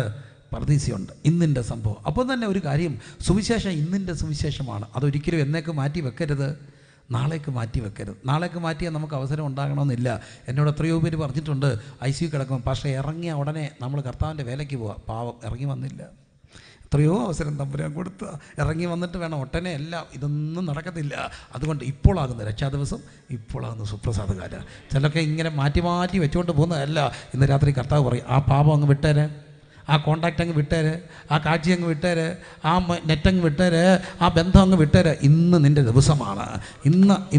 ഇന്നാണ് രക്ഷയുടെ ദിവസം. നാളത്തേക്കിനൊന്നും വെക്കരുത്. അവന് കള്ളനെ പോലെ രക്ഷപ്പെടാം. അല്ല, കള്ളന് കിട്ടിയ ഫസ്റ്റ് ചാൻസ് അവൻ്റെ ലാസ്റ്റ് ചാൻസ് ആയിരുന്നു. ഇന്ന് രാത്രി അറിയത്തില്ല നാളെ നമ്മുടെ മരണമാണോ, എന്താണ് സംഭവിക്കുന്നത്. ഇന്ന് കർത്താവേ, എനിക്ക് നിന്നോടൊപ്പം നടക്കണം. ഇന്ന് നീ പറഞ്ഞാൽ അതിനൊരു അർത്ഥം കൂടുണ്ട്. ആരും വൈകിട്ടില്ല. ഇത് നമ്മുടെ സമയമാണ്. നമ്മൾ ചിന്തിക്കുന്ന പോലെ ആരും വൈകിട്ടില്ല. ഒറ്റ വാക്ക് കരമുയർത്തി കർത്താവ് പറഞ്ഞ്, ഇന്ന് മുതൽ യേശുവെ കുറച്ചുകൂടെ നിന്നോടൊപ്പം നടക്കണം. ഇന്ന് നീ എന്നോടൊപ്പം പറുദീസയിൽ ഇരിക്കും. മൂന്നാമത്തെ ഒരു വാക്ക്, ക്രൂശിൻ്റെ ചുവട്ടിലൊരു സ്ത്രീ നിപ്പുണ്ട്. അതാരാണ്? മറിയം. പല സ്ത്രീകൾ, മറ്റൊരാൾ നിപ്പുണ്ട്. ആര്? യോഹന്നാനെ നോക്കി പറയുന്നു, ഇതാ നിൻ്റെ അമ്മ. അമ്മയെ നോക്കി പറഞ്ഞു, ഇതാ നിൻ്റെ മകൻ. അവർ തമ്മിൽ അന്നു മുതൽ വിളിച്ചു. എന്താ വിളിച്ചത്? അമ്മയെ, മോനെ എന്ന് വിളിച്ചു. കർത്താവ് അപ്പം പറയുന്നൊരു കാര്യമുണ്ട് എന്ന്. അതിനുശേഷം സകലതും തികഞ്ഞു എന്ന് അവൻ അറിഞ്ഞിട്ട് നിവർത്തിയ, എനിക്ക് ദാഹിക്കുന്നു എന്ന് പറഞ്ഞു. അപ്പം നമുക്ക് ഒന്ന് വേഗത്തിൽ ചിന്തിച്ച് പോവാം. ഈ മനുഷ്യായുസ് കൊച്ചായുസാണ്. വഴക്കും മല്ലും ഒക്കെ ഉണ്ടാക്കി മനുഷ്യൻ ഇങ്ങനെ ക്ഷമിക്കാതൊക്കെ പോവുകയാണ്. ഞാൻ എൻ്റെ ഈ ഫസ്റ്റ് സൺഡേയുടെ ആദ്യത്തെ സഭായോഗത്തിൽ എൻ്റെ സഭയിൽ ഒരു ഓൾട്ടർ കോൾ കൊടുത്തു. മറ്റൊന്നിനും അല്ല. ഈ തെക്കോട്ടൊക്കെ വരുമ്പോൾ ഞങ്ങൾക്കിവിടെ വെള്ളറുടെ ഒരു സെൻറ്ററിൻ്റെ ചാർജൊക്കെ എൻ്റെ ഫാദറിനുണ്ടായിരുന്നു. ഞാൻ ഇവിടെ നിരന്തരമായിട്ട് വരുന്ന ഒരാളാണ്. ഇവിടുത്തെ ഒരു രീതിയിൽ എപ്പോഴും അല്ലെങ്കിൽ മിക്കപ്പോഴും കാണുന്നത് മരിച്ചാൽ ഉടനെ തന്നെ അടക്കുകയാണ്. പക്ഷേ ഞങ്ങളുടെ ആ ഒരു സെൻട്രൽ കേരളയിലോട്ടൊക്കെ വരുമ്പോൾ ഇപ്പോൾ അതൊരു ഫാഷനായിപ്പോയി. ആവശ്യം എല്ലാവരും ഉണ്ടെങ്കിൽ പോലും കാര്യങ്ങളുടെ ഗവീകരണത്തിന് വേണ്ടി അച്ഛനെ അമ്മച്ചി എല്ലാവരെയും കൊണ്ട് എവിടെ വെക്കും? മോർച്ചറി കൊണ്ട് വെക്കും. അപ്പോൾ ഞാൻ കഴിഞ്ഞ ആഴ്ച ഞങ്ങളുടെ ഒരു ഓൾട്ടർ കോൾ കൊടുത്തു. എന്തിനും ഈ ചാട്ടം വെള്ളമൊക്കെ എല്ലാവരും ഒന്നും അറിയണം. നമ്മൾ ഈ ഭൂമിയിലേക്ക് വന്നു, ആശുപത്രിയിലാണല്ലോ, ഭൂമിയിലേക്ക് വന്നു. നമ്മളെ എടുത്തത് ആരാന്ന് നമുക്കറിയാവും. ആദ്യം നമ്മളെ എടുത്ത ആരാന്നറിയാവും? ഇല്ല. നേഴ്സുമാരുടെ എല്ലാം കണ്ട ഒരുപോലെ ഇരിക്കത്തില്ലേ? വെള്ളസാരി എടുത്ത് വരുന്ന നേഴ്സിനെ കണ്ട എല്ലാവരും എന്തോ ഇരിക്കും?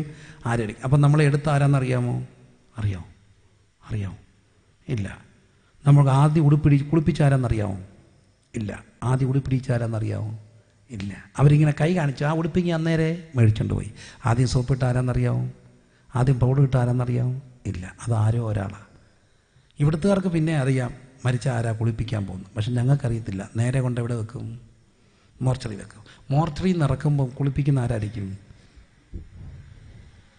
മോർച്ചറിയിൽ നിന്ന് ഇറക്കുമ്പോൾ ഡ്രസ്സ് ഇടിക്കുന്ന ആരായിരിക്കും?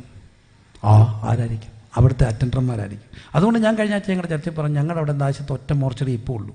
ആ മോർച്ചറി ഇപ്പോൾ ഒരു 3-4 സ്റ്റാഫുണ്ട്. അവരാരെങ്കിലുമൊക്കെ ആയിരിക്കും കുളിപ്പിക്കുന്നത്. അതുകൊണ്ട് എൻ്റെ ദിലീപ് പാസ്റ്റർ ഞാൻ കഴിഞ്ഞ ആഴ്ച ചർച്ചയിൽ പറഞ്ഞു, എല്ലാവരും മർത്തോമാശ്രീ പോയി അവരെ ഒന്ന് കണ്ടിട്ട്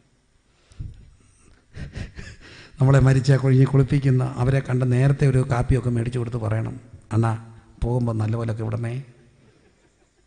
എന്തിനീ ചാടുന്നേ? ആരോ കുളിപ്പിച്ച് വന്നു, അവസാനം ആരോ എന്ത് ചെയ്യും? കുളിപ്പിക്കും. പിന്നെ ഇടയ്ക്ക് നമ്മളിങ്ങനെ ഡ്രസ്സ് ഇട്ടിട്ട് ഇങ്ങനെ പൗഡർ ഇട്ട് നോക്കുന്നത് എന്തിനാ? കാരണം അവസാനം നമ്മൾ ഏതെങ്കിലും ഡ്രസ്സ് ഇടത്തില്ല, നമ്മൾ ആരോ ഇടിപ്പിക്കും. അവരോട് പറയാനൊക്കെ ഇടാൻ ഇടടാ, അത് ഇടണം, അവർ തരുന്നത് എന്ത് ചെയ്യണം? ഇടണം. ഇത്രയൊക്കെയല്ലേ ഉള്ളൂ മനുഷ്യൻ. പിന്നെ എന്തിനാ ഈ അഹങ്കാരം? വളരെ ക്ഷമിച്ച് ജീവിക്കുക. ക്രൂശിൻ്റെ വചനം ഒരു കാഴ്ചപ്പാടാണ്. ക്രൂശിൻ്റെ ചുവട്ടിലോട്ട് കർത്താവ് നോക്കിയപ്പോൾ അവിടെ ഒരു സ്ത്രീ നിൽക്കുന്നു, യേശുവിൻ്റെ അമ്മയാണ്. അമ്മയെ നോക്കിയിട്ട് യോഹന്നാനെ നോക്കിയിട്ട് പറഞ്ഞു, ഇതാ നിൻ്റെ മകൻ. മകനോട് പറഞ്ഞു, ഇതാ നിൻ്റെ അമ്മ. അവർ സത്യത്തിൽ അമ്മയും മോനും ആണോ? അല്ല. പക്ഷേ ജനിക്കാതെ പോയ ഒരു മോനെ അവർ മോനെന്ന് വിളിച്ചു, ജന്മം തരാത്തവളെ ആ മകൻ അമ്മയെന്ന് വിളിച്ചു. അപ്പം കർത്താവ് പറഞ്ഞു, ടെറ്റലിസ്റ്റായി, സകലതും എന്തായി? നിവർത്തിയായി. എന്താ കാര്യം? സ്വാർത്ഥതകളുടെ ലോകത്തുനിന്ന് മനുഷ്യനൊന്ന് പുറത്ത് വന്നിട്ട് ആരെയൊക്കെ ഒന്ന് അമ്മയും സഹോദരങ്ങളുമായിട്ട് കാണാൻ തുടങ്ങുന്ന ഒരു ശക്തി കിട്ടുന്ന ഒന്നുണ്ട്, അത് ക്രൂശിൻ്റെ ശക്തിയാണ്. ക്രൂശിൻ്റെ ശക്തിക്ക് സ്വാർത്ഥത ഇല്ലാതാക്കാൻ കഴിയും. എത്ര പേർ ദൈവത്തോട് പ്രാർത്ഥിക്കും, ഞാനും എൻ്റെ കുടുംബവും മാത്രം ചിന്തിക്കുന്നവരെ അതിനപ്പുറത്തൊരു ലോകം തരുന്ന ഒന്നുണ്ട്, ക്രൂശിൻ്റെ ശക്തി. ക്രൂശിൻ്റെ ശക്തിക്ക് ഭയങ്കര തുറവി കിട്ടും, മനുഷ്യൻ്റെ കണ്ണുകളെ തുറക്കാൻ കഴിയും. ഒരു വലിയ കാര്യം പറയാൻ നിൽക്കുകയല്ല, എങ്കിലും ഞാൻ അതിനപ്പുറത്ത് ആ ഒരു ഭാഗം പറയാൻ എനിക്കറിയാം. എനിക്ക് എൻ്റെ ചെറിയ ജീവിതത്തിലുണ്ടായൊരു കുഞ്ഞനുഭവം, പക്ഷേ എനിക്ക് ഭയങ്കര സന്തോഷം തന്നൊരു ഒരു പല അനുഭവങ്ങളിൽ ഒന്ന്, എൻ്റെ ഒരു കസിൻ്റെ അവരൊക്കെ ഒരു കുഞ്ഞുമായിട്ടൊക്കെ ഇങ്ങനെ ജീവിക്കുകയാണ്. അപ്പം ആ അച്ചായൻ പെട്ടെന്ന് ഒരു 6 മാസം കിടന്ന് മസിൽ ചുരുങ്ങി മരിച്ചുപോയി. ചേച്ചിയുണ്ട്, ചേച്ചി കുഞ്ഞും കൂടെ ജീവിക്കുകയാണ്, 5ാം ക്ലാസ്സിൽ പഠിക്കുന്ന കുഞ്ഞ്. കുറേ ദിവസം കഴിഞ്ഞ് ചേച്ചിക്ക് ഒരു ചെറിയ ഹാർട്ടിനൊരു പ്രയാസം പോലെ തോന്നി, ഒരു ശ്വാസം മുട്ടൽ.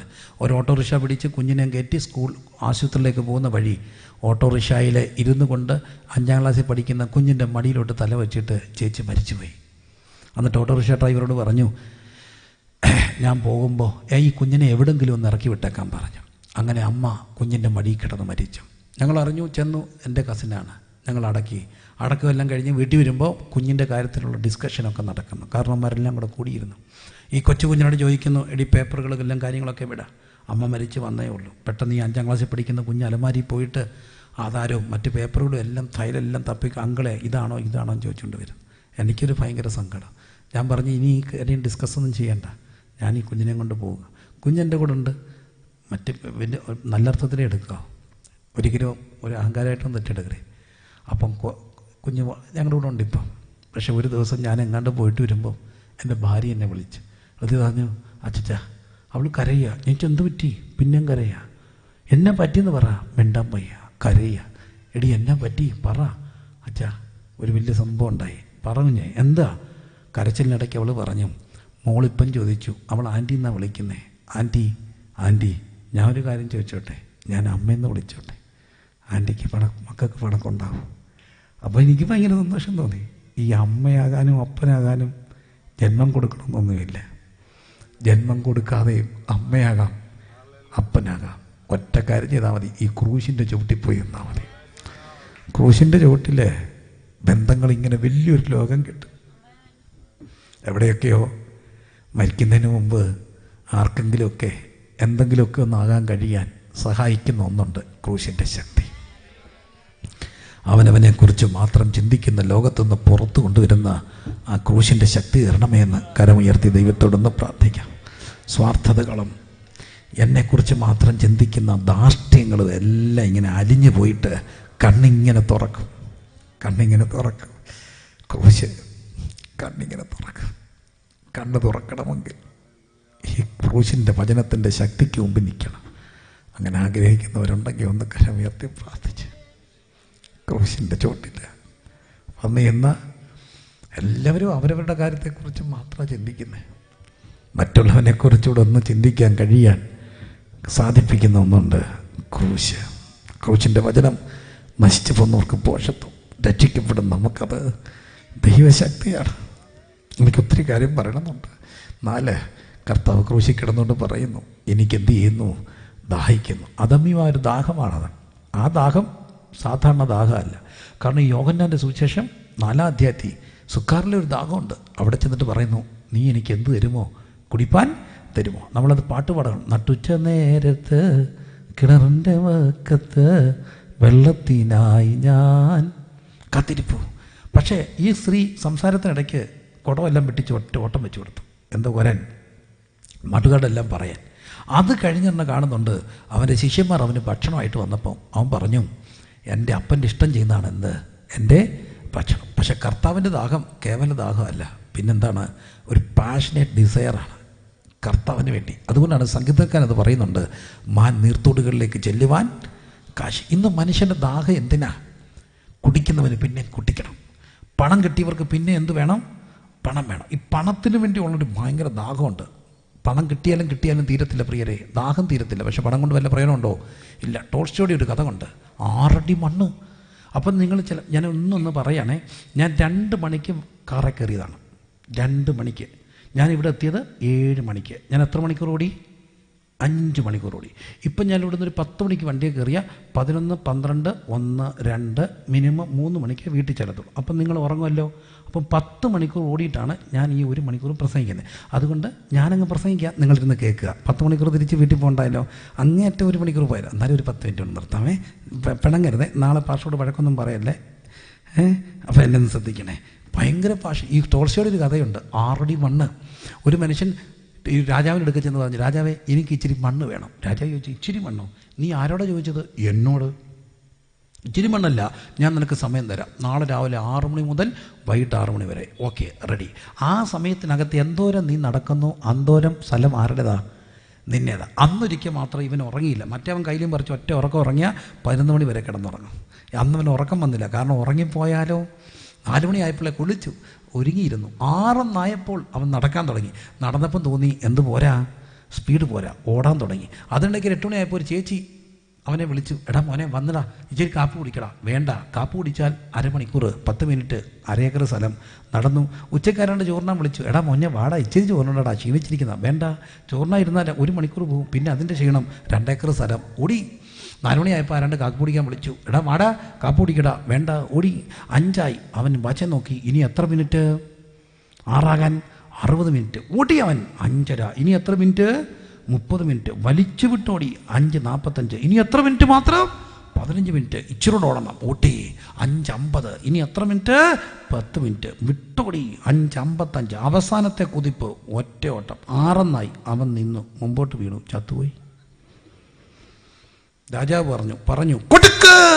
അവന് ഒരു 6 അടി മണ്ണ്. ഇത്രയേ ഉള്ളൂ. അത്രയേ ഉള്ളൂ.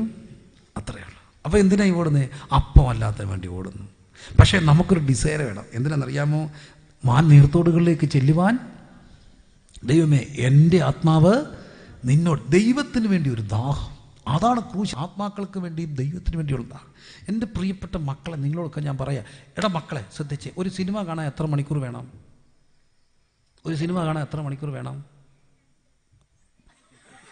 Very good. ഞാൻ നിനക്കൊരു സമ്മാനം തരും. ഞാൻ പാർഷോട് പറഞ്ഞേക്കാം. അവൻ സത്യം പറഞ്ഞല്ലേ, 2 മണിക്കൂർ വേണം.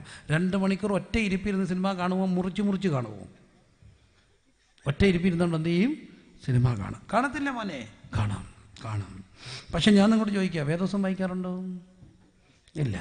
വേദോസം വായിക്കാറുണ്ടോ? ഇല്ല. എൻ്റെ അപ്പച്ചൻ 83 മരിച്ചുപോയി. അപ്പച്ചൻ മരിച്ചതിൻ്റെ ഒരു ഫോട്ടോ അവിടെ ഇരിക്കുന്നത് കണ്ടു. അപ്പോൾ ആ ഫോട്ടോയ്ക്കകത്ത് കൂട്ടായ്മക്കാരെല്ലാം കൂടെ നിന്നൊരു ഫോട്ടോ എടുത്തു. എനിക്ക് അത്ഭുതം തോന്നി. ഈ മരണത്തിന് വന്ന സകല കൂട്ടായ്മ, എല്ലാവരും ഉപദേശിമാരല്ല, അവരെല്ലാവരും വന്നത് വേദോസമായിട്ട്. അപ്പം ഈ ഗ്രൂപ്പ് ഫോട്ടോയ്ക്ക് നിന്നപ്പോൾ അവരുടെ കയ്യിലെല്ലാം എന്തോ ഇരിപ്പുണ്ട്? വേദോസം തണ്ട് ഇങ്ങനെ പിടിച്ചോണ്ടാണ് അവർ ഫോട്ടോ എടുത്തത്. എനിക്ക് സന്തോഷം തോന്നി. കയ്യിലെപ്പോഴും എന്തുണ്ട്? ദൈവത്തിൻ്റെ വചനമുണ്ട്. എൻ്റെ പൊന്നു പിള്ളേരെ, രക്ഷപ്പെടാൻ ഒറ്റ വഴി പറഞ്ഞുതരാം. നിങ്ങളുടെ പ്രൊഫൈൽ പിക്ചർ ഉണ്ടല്ലോ, ഈ വാട്സപ്പിൻ്റെയും ഫേസ്ബുക്കിൻ്റെ എന്താ പ്രൊഫൈൽ പിക്ചർ, അതിലിങ്ങനെ ബൈബിൾ പിടിച്ചുകൊണ്ടൊരു ഫോട്ടോ ഇടണം. ആ ഫോട്ടോ ഇട്ട ഈ പന്ന മെസ്സേജ് അയക്കുന്നവർ ഈ ഫോട്ടോ കണ്ട് അയക്കത്തില്ല. മേളിൽ ഇങ്ങനെ ഇടണം, സത്യവേദോസം ഇങ്ങനെ പിടിച്ചോണ്ട് ഐ ലവ് യു അയക്കുമോ? സത്യേട്ടൻ പറ, ഐ ലവ് യു നിനക്ക് അയക്കാൻ ഒക്കുമോ? ഇങ്ങനെ പിടിച്ചോണ്ടൊരു ഒരു ഫോട്ടോ ഇട്ടാ ധൈര്യം ഉണ്ടോ ഇടാൻ? ഉണ്ടോ? എവിടെ ധൈര്യം? അന്ന് ശവടക്കിന് കാണാൻ വന്നവരുടെ കയ്യിൽ എന്തോ ഉണ്ടായിരുന്നു? പുസ്തകം 83. പക്ഷേ എനിക്ക് സങ്കടം തോന്നി. കഴിഞ്ഞ ഇടയ്ക്ക് ഒരു ശവടക്കിന് വന്ന ഉപദേശിയുടെ കൈ പുസ്തകം ഇല്ലായിരുന്നു. മെയിൻ ഉപദേശിയുടെ കൈ. പുള്ളി മൊബൈലിൽ നിന്ന് തോണ്ടിയാണ് കർത്താവ് താൻ ഗംഭീരനാഥത്തോടും ഗുരുതിലേഖനം വായിച്ചത്. അത് തപ്പി വന്നുക. എന്തൊരു കഷ്ടം തീർത്തന്നെ. ഇതിൻ്റെ എല്ലാം ആവശ്യമുണ്ട്. വേദപുസ്തകം വായിക്കണം. അപ്പോൾ എല്ലാവരും ദാഹം വേണം. എന്തിന്? കർത്താവിന് വേണ്ടിയുള്ള ദാഹം. ഇത് ദൈവത്തിൻ്റെ വചനമാണ്. ദൈവത്തിൻ്റെ വചനം ഇത് വായിക്കാൻ ഒരു ദാഹമുണ്ടോ? ഇത് വായിച്ചാലുണ്ടല്ലോ, ഇത് വായിച്ചാൽ സംഘത്തിന് വന്ന് ആറ്റരികത്ത് നട്ടിരിക്കുന്നതും തക്ക കാലത്ത് ബലം കായ്ക്കുന്നതും ഇല്ല പാടാത്തതുമായി എന്ത് വല്ലിരിക്കും. കർത്താവ് എനിക്കിത് വായിക്കാനൊരു ദാഹം തരണമേന്ന് ഞാൻ കണ്ടു. കുറേ അമ്മച്ചിമാരെയും കുറേ അപ്പച്ചന്മാരെയും വചന ക്ലാസ്സിൽ പോയി എഴുതാനും വായിക്കാനും പഠിച്ചു. എന്തിനാണെന്നറിയാമോ? വേദോത്സവം വായിക്കാൻ വേണ്ടി മാത്രം. ഒറ്റ കണ്ണാടിയിൽ ഒരു കണ്ണാടിയെ 2 ഫ്രെയിമില്ല, നൂല് കെട്ടി കുത്തിയിരുന്ന് വായിക്കുന്നവരെ കണ്ടു. പക്ഷെ കണ്ണിൻ്റെ കാഴ്ചയുള്ളവർ ഒന്ന് ശകലം പോലും നോക്കുന്നില്ല. കാഴ്ചയൊക്കെ പോകുന്നതിന് മുമ്പുണ്ടല്ലോ വേദോത്സവം വായിക്കണം. കൈ പുസ്തകമുള്ളവരെല്ലാം ഒന്ന് ഉയർത്തിപ്പിടിച്ചേ. കർത്താവേ, എനിക്ക് കർത്താവിന് വേണ്ടി ഒരു ദാഹം തരണം, വേദോത്സവം വായിക്കാൻ, ആരാധിക്കാൻ, പ്രാർത്ഥിക്കാൻ. കാരണം ഇങ്ങനെ പുസ്തകമെല്ലാം ഉയർത്തിപ്പിടിച്ചേ. എന്ത് സന്തോഷമാണെന്ന് നോക്കിയാൽ പുസ്തകം ഇങ്ങനെ ഉയർത്തിപ്പിടിച്ച്. മക്കളെ പുസ്തകം ഫോണൊക്കെ തത്തിച്ച് പുസ്തകം ഉയർത്തിപ്പിടിക്കണം. പുസ്തകത്തിന് വേണ്ടി ഒരു ദാഹമുണ്ടോ? പുസ്തകത്തിന് വേണ്ടി ഒരു ദാഹമുണ്ട്. പുസ്തകം വായിക്കാൻ, ഈ പുസ്തകം വായിക്കണം. കർത്താവിനൊന്ന് പ്രാർത്ഥിച്ച് ഇതിങ്ങനെ വായിക്കാൻ എനിക്ക് ഭയങ്കര ദാഹം തരണേ എന്ന്. ദാഹം തന്നാൽ ഉണ്ടല്ലോ കർത്താവ് നിന്നെ അങ്ങോട്ട് ധൈര്യപ്പെടുത്തും. എന്നിട്ടോ ഒരു കണ്ണ് കാണാത്തത്, ഒരു കാത് കേൾക്കാത്ത, ആരുടെ ഹൃദയത്തിൽ തോന്നാത്ത ദൈവത്തിൻ്റെ രഹസ്യങ്ങൾ ദൈവം നിന്നോട് ചുരുളഴിച്ച് സംസാരിക്കാൻ തുടങ്ങും. ഒരു ഭയങ്കര ദാഹം. ക്രൂശിൻ്റെ വചനം എനിക്ക് ദാഹിക്കുന്നു. എന്തിന്? അപ്പത്തിന് വേണ്ടിയുള്ള വിശപ്പല്ല, വെള്ളത്തിന് വേണ്ടിയുള്ള ദാഹമല്ല, ദൈവത്തിൻ്റെ വചനത്തിനായി, ജീവനുള്ള ദൈവത്തിനായി, ആ സാന്നിധ്യത്തിനായി കൊതിക്കുന്ന ഒരു 2020 ഉണ്ടാകട്ടെ. മറ്റ് ആഗ്രഹങ്ങളെല്ലാം യേശുവിൻ്റെ നാമത്തിൽ കുറഞ്ഞു നിന്നിട്ട് എല്ലാ നാമത്തിനും മേലായ നാമമായ യേശുവിൻ്റെ സാന്നിധ്യത്തിന് വേണ്ടി നീ മാത്രം മതി. നിന്റെ സാന്നിധ്യം മതി. ദേവപ്രസന്നമേ, എൻ്റെ നടുവിലേക്ക് വരണമേ. ഓരോ ആരാധനകളിൽ, ഓരോ കുടുംബാരാധനകളിൽ ദൈവ സാന്നിധ്യത്തെ കൊതിക്കുന്ന ജനം എഴുന്നേക്കട്ടെ. പ്രാർത്ഥനയ്ക്ക് വേണ്ടി അല്പം അവസരം കിട്ടിയാൽ ഓടിപ്പോയി പ്രാർത്ഥിക്കും. ഞാൻ കൊതിക്കുന്നു 2020 ഒരു വലിയ പ്രതീക്ഷയാണ്. പല ബിസിനസ്സുകാർ പല രീതികൾ, രാഷ്ട്രീയക്കാർ അവരുടെ നിലകൾ അത് പ്ലാൻ ചെയ്തു. എന്നാൽ ദൈവസഭ പ്ലാൻ ചെയ്യണം. 2020 വർക്കമാണ്, ഈ വർഷമാണ്. 20 താഴെയുള്ള മക്കൾ ഇന്ന് അവരെല്ലാം എവിടെയാണ്? എപ്പോഴും കുനിഞ്ഞിരിക്കുകയാണ്, വാട്സപ്പിൽ നോക്കിയിരിക്കുകയാണ്, ഫേസ്ബുക്കിൽ നോക്കിയിരിക്കുകയാണ്, ഫോണിൽ നോക്കിയിരിക്കുകയാണ്. ഞാൻ കൊതിക്കുന്നു അവരെല്ലാം വേദോത്സവം വായിക്കുന്നു. ഈ തലമുറയ്ക്ക് അതമ്യമായൊരു ദാഹം. ആർക്ക് വേണ്ടി? യേശുവിന് വേണ്ടിയുള്ളൊരു ദാഹം. ഇന്ന് വാട്സപ്പിലും ഫേസ്ബുക്കിലും നെറ്റിലും നോക്കിയിരിക്കുന്നവരൊക്കെ വേദപുസ്തകം വായിക്കുന്നത്, ഒറ്റക്കിരുന്ന് കരയുന്നത് ആരുടെ മുമ്പിൽ? യേശുവിൻ്റെ മുമ്പിൽ കൊതിക്കുന്നത് കണ്ടുകൊണ്ട് ദൈവ സാന്നിധ്യം കൊതിക്കുന്ന, ദൈവ സാന്നിധ്യം അനുഭവിക്കുന്ന ഒരു 2020 അത് കൊതിക്കുന്നവരൊക്കെ എനിക്ക് ദാഹിക്കാൻ ഇന്ന് രാത്രി ആ ദാഹം ഏറ്റെടുത്താട്ട്. അപ്പത്തിന് വേണ്ടിയുള്ള ദാഹമല്ല, വെള്ളത്തിന് വേണ്ടിയുള്ള ദാഹമല്ല, ദൈവത്തിനായി, ജീവനുള്ള ദൈവത്തിൻ്റെ വചനത്തിനായിട്ടുള്ള ദാഹം.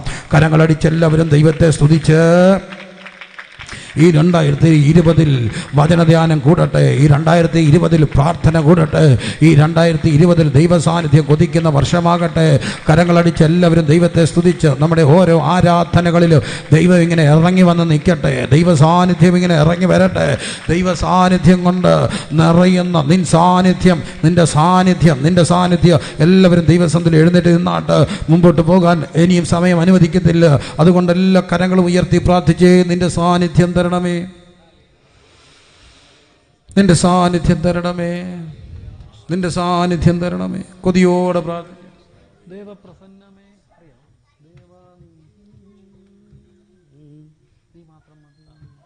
കരങ്ങൾ ഉയർത്തി ആ സാന്നിധ്യം കൊതിക്കുന്നവർ, ആ ദാഹം ഇന്ന് രാത്രി കർത്താവ് തരിക. ഞാൻ കണ്ടു റെയിൽവേ സ്റ്റേഷനിലൊക്കെ വെച്ച് പഴയ കുറേ അപ്പച്ചന്മാർ ട്രെയിൻ വരാൻ താമസിച്ചപ്പോൾ പായിട്ടിരുന്ന് വേദോസം വായിക്കുന്നത്. ഒത്തിരി സമയം കിട്ടിയാൽ ഓടിപ്പോയി പ്രാർത്ഥിക്കുന്ന ഒരു ദാഹം ഇന്ന് രാത്രി കർത്താവ് തരിക. മക്കളെ, വേദോസം വായിക്കാൻ ഒരു ദാഹത്തിന് വേണ്ടി പ്രാർത്ഥിച്ച് സമയം കിട്ടുമ്പോഴൊക്കെ ഈ പുസ്തകം എടുത്ത് വായിച്ചാൽ ഇതിനകത്തുനിന്ന് ദൈവം നിങ്ങളോട് സംസാരിക്കും. അപ്പം നിങ്ങൾ ആരാകുമെന്നറിയാമോ? ന്യായപ്രമാണത്തിൽ രാപ്പകൽ സന്തോഷിക്കുന്നവൻ. അവൻ എങ്ങനെ ഇരിക്കും? ആറ്റരികത്ത് നട്ടിരിക്കുന്ന വൃക്ഷം പോലെ, വാടാത്ത വൃക്ഷം പോലെ. നിങ്ങളെ ഉണക്കാൻ ഒരു വെയിലിനും കഴിയത്തില്ല. ദാഹം. എന്നിട്ട് നശിച്ചു പോകുന്ന ആത്മാക്കളെക്കുറിച്ച് ഭയങ്കര ദാഹം. യേശുവിൻ്റെ നാമത്തിൽ സുവിശേഷം പറയാനുള്ള ദാഹം, ഒരു കൊതി. ഇന്ന് രാത്രി ദൈവത്തിൻ്റെ ദാഹം നമ്മുടെ ദാഹമായി മാറുന്ന ഒരു വർഷമായി മാറട്ടെ. നീ മാത്രം മതി. കരങ്ങൾ ഉയർത്തി, ഇരുകരങ്ങളും ഉയർത്തി അല്പസമയം കൊതിയോടെ നീ മാത്രം മതി,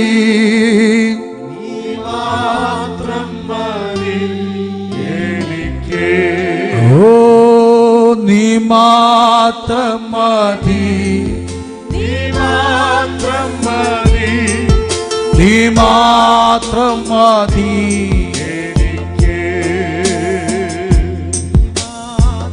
മതി യേശു മാത്രം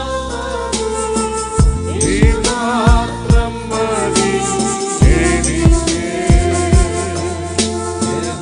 യഹോവയിലെ നാദാവാം ദൈവം നീ മാത്രം മതി എനിക്ക് യഹോവ സൗഖ്യദായകൻ നാടിപ്പിണരാൽ സൗഖ്യം യഹോവ ശമ്മ കൂടെയിരിക്കും നൽകുമേ ആവശ്യങ്ങൾ നീ മാത്രം മതി യേശു മാത്രം മതി യേശു മാത്രം മതി എനിക്ക് ചേർന്ന് പാടാം യേശു മാത്രം മതി യേശു മാത്രം മതി യേശു മാത്രം മതി എനിക്ക് കർത്താവേ 2020 ഈ ആദ്യത്തെ ദിവസങ്ങളിൽ മതി ഞാൻ പ്രാർത്ഥിക്കുന്നു യേശു മാത്രം എനിക്ക് കുറച്ചുകൂടെ ഒരു ദാഹം തരണം യേശു ദൈവത്തിന്റെ വചനം വായിക്കാൻ പ്രാർത്ഥിക്കാൻ ദൈവ സാന്നിധ്യത്തിന് വേണ്ടി എനിക്കൊരു ഭയങ്കര കൊതിയ മാത്രം കുറെ കൂടെ ദൈവവചനം ധ്യാനിക്കുക മാത്രം കുറെ കൂടെ ദൈവവചനം ധ്യാനിക്കുക മറ്റെന്തിനേക്കാൾ ഉപരി കർത്താവിന് വേണ്ടി അവന്റെ സാന്നിധ്യത്തിന് വേണ്ടിയുള്ള ഒരു കൊതി മാത്രം മതി യേശു മാത്രം മതി യേശു മാത്രം മതി എനിക്ക് പിതാവേ ആ ദാഹം ഇന്ന് രാത്രി ഞങ്ങൾക്ക് തരണമേ ആ ദാഹത്തിന് വേണ്ടി ഞങ്ങൾ കൊതിക്കുന്നു ആ ദാഹത്തോട് ഇന്ന് രാത്രി പ്രാർത്ഥിക്കുന്നവർക്ക് അതിനുള്ള വലിയ കൃപ കൊടുക്കണമേ കർത്താവേ അങ്ങയുടെ സുവിശേഷത്തിന്റെ വ്യക്താക്കളായി മാറുവാൻ അങ്ങ് സഹായിക്കണമേ യേശുവിൻ നാമത്തിൽ. പ്രിയപ്പെട്ടവരെ, ഞാൻ നിങ്ങളോട് ചോദിച്ചോട്ടെ, അപ്പന്റെ മക്കളാണ് നമ്മളെല്ലാം. അപ്പന്റെ മാനം മക്കളുടെ മാനമാണ്. 2020 മുതൽ കർത്താവ് അനുവദിക്കുന്ന ആയുസ്സിൽ എന്നെ ശ്രദ്ധിക്കണേ, എൻ്റെ അപ്പൻ്റെ നാമത്തിന് നാണക്കേട് വരുത്തുന്നത് ഒന്നും എൻ്റെ ജീവിതത്തിൽ സംഭവിക്കാതെ അപ്പൻ്റെ മാനം മക്കളുടെ മാനമാണ്. നമ്മൾ ഈ അപ്പൻ്റെ മക്കളാണ്. അപ്പൻ്റെ നാണക്കേട് ഉണ്ടാക്കുന്ന ഒന്നും ചെയ്യാതെ എനിക്ക് ജീവിക്കാൻ ആഗ്രഹമുണ്ട്. അങ്ങനെ ആഗ്രഹിക്കുന്നവരൊന്ന് കരം ഉയർത്തിക്കേ. അപ്പൻ്റെ നാണക്കേട് ഉണ്ടാക്കാത്ത മക്കളായിരിക്കട്ടെ. അപ്പൻ്റെ നാമത്തിന് ഒരു നാണക്കേടും ഉണ്ടാക്കാത്ത വിശുദ്ധിയുടെ ആ മണ്ഡലം സൂക്ഷിക്കുക. ദൈവം നിങ്ങളെ അനുഗ്രഹിക്കട്ടെ. താത്തട്ടെ. സുവിശേഷമല്ല എന്താ? ഒറ്റക്കാര്യം. എല്ലാവരും പറയാ, ഇങ്ങനൊരു അപ്പൻ നമുക്കുണ്ട്.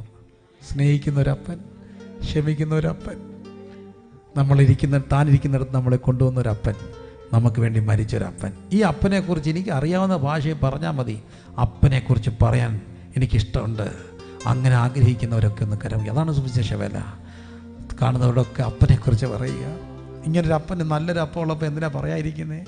ഇത്ര വലിയൊരു അപ്പൻ നമ്മുടെ അപ്പനായിട്ടുള്ളപ്പം അപ്പൻ്റെ മക്കളെ അപ്പനെക്കുറിച്ച് പറയാൻ ലജ്ജയില്ലാത്ത സാക്ഷികളാക്കി എൻ്റെ ലജ്ജ മാറ്റണമേ എന്ന് പ്രാർത്ഥിക്കുന്നവർ കരം ഉയർത്തി പ്രാർത്ഥിച്ചേ. അപ്പനെക്കുറിച്ച് പറയാനുള്ള എൻ്റെ ലജ്ജയല്ല എന്നൊരു ആ കരങ്ങൾ ഉയർത്തിപ്പിടിച്ചേ. ആ കരങ്ങൾ ഉയർത്തിപ്പിടിച്ച് പ്രാർത്ഥിച്ച് യേശുവിൻ്റെ നാമത്തിൽ കർത്താവേ, ഉയർത്തപ്പെട്ട കരങ്ങൾ ലജ്ജയില്ലാത്ത സുവിശേഷത്തിൻ്റെ സാക്ഷികളാക്കി ഈ ജനം യേശുവിന് വേണ്ടി നിൽക്കട്ടെ. യേശുവിൻ നാമത്തിൽ തന്നെ ആമേൻ. കരം തത്തിട്ടെ. ഞാൻ നിങ്ങളോട് ചോദിച്ചോട്ടെ, കർത്താവ് വരാൻ താമസിച്ചാൽ ഈ അപ്പൻ്റെ വേല ചെയ്യുന്നത് വലിയൊരു ഭാഗ്യമാണ്. അതാണ് സുവിശേഷ വേല. കർത്താവ് ഒരു സുവിശേഷകയാകാൻ എനിക്ക് ആഗ്രഹമുണ്ട്. സുവിശേഷകരാകാൻ, സുവിശേഷ വേല ചെയ്യുവാൻ അങ്ങനെ ആഗ്രഹിക്കുന്ന ആരെങ്കിലും ഉണ്ടെങ്കിൽ ഒന്ന് കരം ഉയർത്തിക്കേ. ഓ എൻ്റെ കർത്താവേ, എൻ്റെ കർത്താവേ, എൻ്റെ കർത്താവേ, ഈ കുഞ്ഞുങ്ങൾക്കായി എളിയവ പ്രാർത്ഥിക്കുന്നു. കർത്താവിൻ്റെ വേലക്കാരായി പ്രായമുള്ളവരെ കൈ ഉയർത്തി. കർത്താവേ, ആരും ഇനിയും വൈകിട്ടില്ലല്ലോ നിന്റെ വേല ചെയ്യാൻ. നിന്റെ സാക്ഷികളായി നിൽക്കുക. തീരുമാനിച്ച ഈ മക്കളെ അനുഗ്രഹിക്കണേ കർത്താവേ. ദൈവം അവരെ ഉപയോഗിക്കണം. കർത്താവ് വരാൻ താമസിച്ചാൽ ഞങ്ങൾ പ്രഖ്യാപിച്ചതുപോലെ ഈ മക്കൾ സോഷ്യൽ മീഡിയയ്ക്ക് അഡിക്റ്റഡ് ആകാതെ വചനത്തിന് അഡിക്റ്റഡ് ആകട്ടെ. യേശുവിൻ്റെ സ്നേഹത്തിൻ്റെ വ്യക്താക്കളായിരിക്കട്ടെ. ആ മക്കളൊക്കെ മുമ്പോട്ട് വന്നേ, ഞങ്ങൾ നിങ്ങൾക്ക് വേണ്ടി പ്രാർത്ഥിക്കാം. കർത്താവിൻ്റെ വേലയ്ക്ക് വേണ്ടി സമർപ്പിച്ചവർ മുമ്പോട്ട് വന്നാൽ.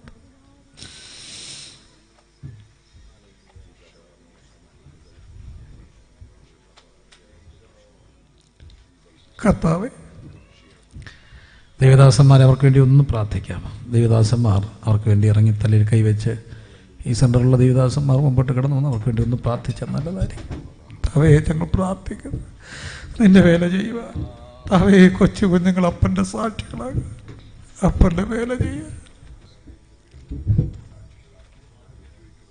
എൻ കൈകളെ സമർപ്പിക്കുന്നേ, സേവയ്ക്കായി ജീവനെയും കാൽകളോടട്ടെ, പാതെ ചേരട്ടെ എൻ ചിന്ത തിരുരാജ്യവ്യാപ്തിക്കായി.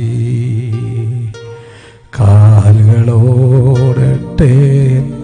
പാതെ ചേരട്ടെ എൻ ചിന്ത തിരുരാജ്യവ്യാപ്തിക്കായി. എനിക്കല്ല ഞാൻ ക്രിസ്തുവിനാത്രേ അവനാ ഇതാ സമർപ്പിക്കുന്നേ. അവൻ നടത്തിപ്പും കാവൽ കൊണ്ടോരോ നിമിഷവും വഴി. അവൻ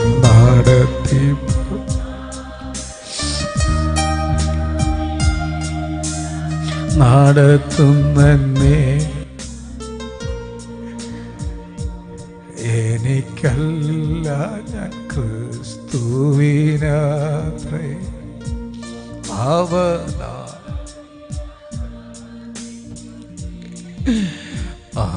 നടത്തിപ്പും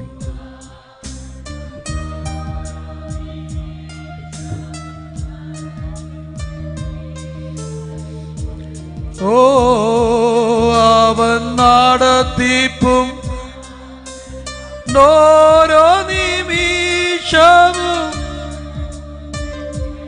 വഴിയേ. അവൻ നടത്തിപ്പും ശവം നടത്തുന്നെ. താവേ, അങ്ങയുടെ വേലയ്ക്ക് വേണ്ടി സമർപ്പിക്കപ്പെട്ട ഈ മക്കൾക്ക് വേണ്ടി പ്രാർത്ഥിക്കും. എന്റെ സാക്ഷികളാക്കി ദൈവം അവരെ നിർത്തി. ഈ തലമുറയിൽ അവർ കർത്താവിൽ രസിക്കട്ടെ, കർത്താവിൽ പ്രമോദിക്കട്ടെ, കർത്താവിൽ സന്തോഷിക്കട്ടെ, കർത്താവിൻ്റെ കരം പിടിച്ചുകൊണ്ട് നടക്കട്ടെ, അപ്പൻ്റെ മക്കളെന്ന ബോധ്യത്തിൽ ജീവിക്കട്ടെ, അപ്പനെ കുറിച്ച് എല്ലാവരോടും പറയുന്നവരാകട്ടെ.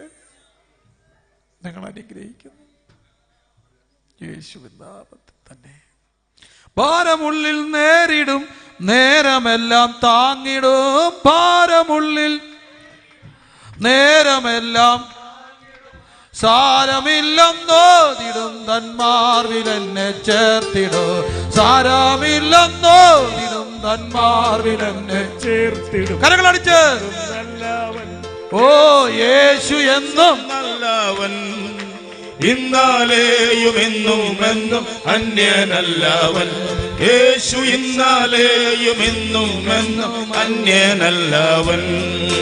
ഭാരമുള്ളിൽ നേരിടും നേരമെല്ലാം താങ്ങിടും, ഭാരമുള്ളിൽ നേരിടും നേരമെല്ലാം താങ്ങിടും. സാരമില്ലെന്നോതിടും, തന്മാറിൽ എന്നെ ചേർത്തിടും.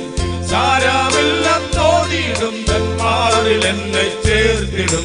എന്നും നല്ലവൻ യേശു, എന്നും നല്ലവൻ. ഇന്നാലെയും എന്നും എന്നും അന്യനല്ലവൻ. യേശു ഇന്നാലെയും എന്നും എന്നും അന്യനല്ലവൻ. ഉലകവയിൽ കൊണ്ടു ഞാൻ പാടി വീഴാതോടുവാൻ, ഉലകവയിൽ കൊണ്ടു ഞാൻ പാടി വീഴാതോടുവാൻ. തണലെനിക്കു നൽകിയിടുവാൻ പല ഭാഗത്തായുണ്ടുതാൻ, തണലെനിക്കു നൽകിയിടുവാൻ പല ഭാഗത്തായുണ്ടുതാൻ. എന്നും നല്ലവൻ യേശു, എന്നും നല്ലവൻ. ഇന്നാലെയും ഇന്നാലെയും ഇന്നും എന്നും അന്യനല്ലവൻ. യേശു ഇന്നാലെയും ഇന്നും എന്നും അന്യനല്ലവൻ. ഭാരമുള്ളിൽ നേരിടും നേരമെല്ലാം താങ്ങിടും. ഭാരമുള്ളിൽ നേരിടും നേരമെല്ലാം താങ്ങിടും. സാരമില്ലെന്നോതിയിടും തന്മാരിൽ എന്നെ ചേർത്തിടും. സാരമില്ലെന്നോതിയിടും തന്മാരിൽ എന്നെ ചേർത്തിടും. എന്നും നല്ലവൻ യേശു എന്നും നല്ലവൻ.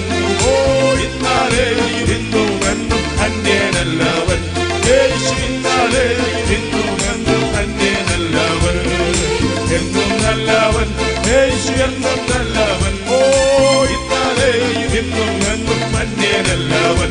യേശു ഇന്നാലെയും ഇന്നും എന്നും അന്യനല്ലവൻ. യേശു ഇന്നാലെയും ഇന്നും എന്നും അന്യനല്ലവൻ. യേശു ഇന്നാലെയും ഇന്നും എന്നും അന്യനല്ലവൻ. യേശു ഇന്നാലെയും ഇന്നും എന്നും അന്യനല്ലവൻ.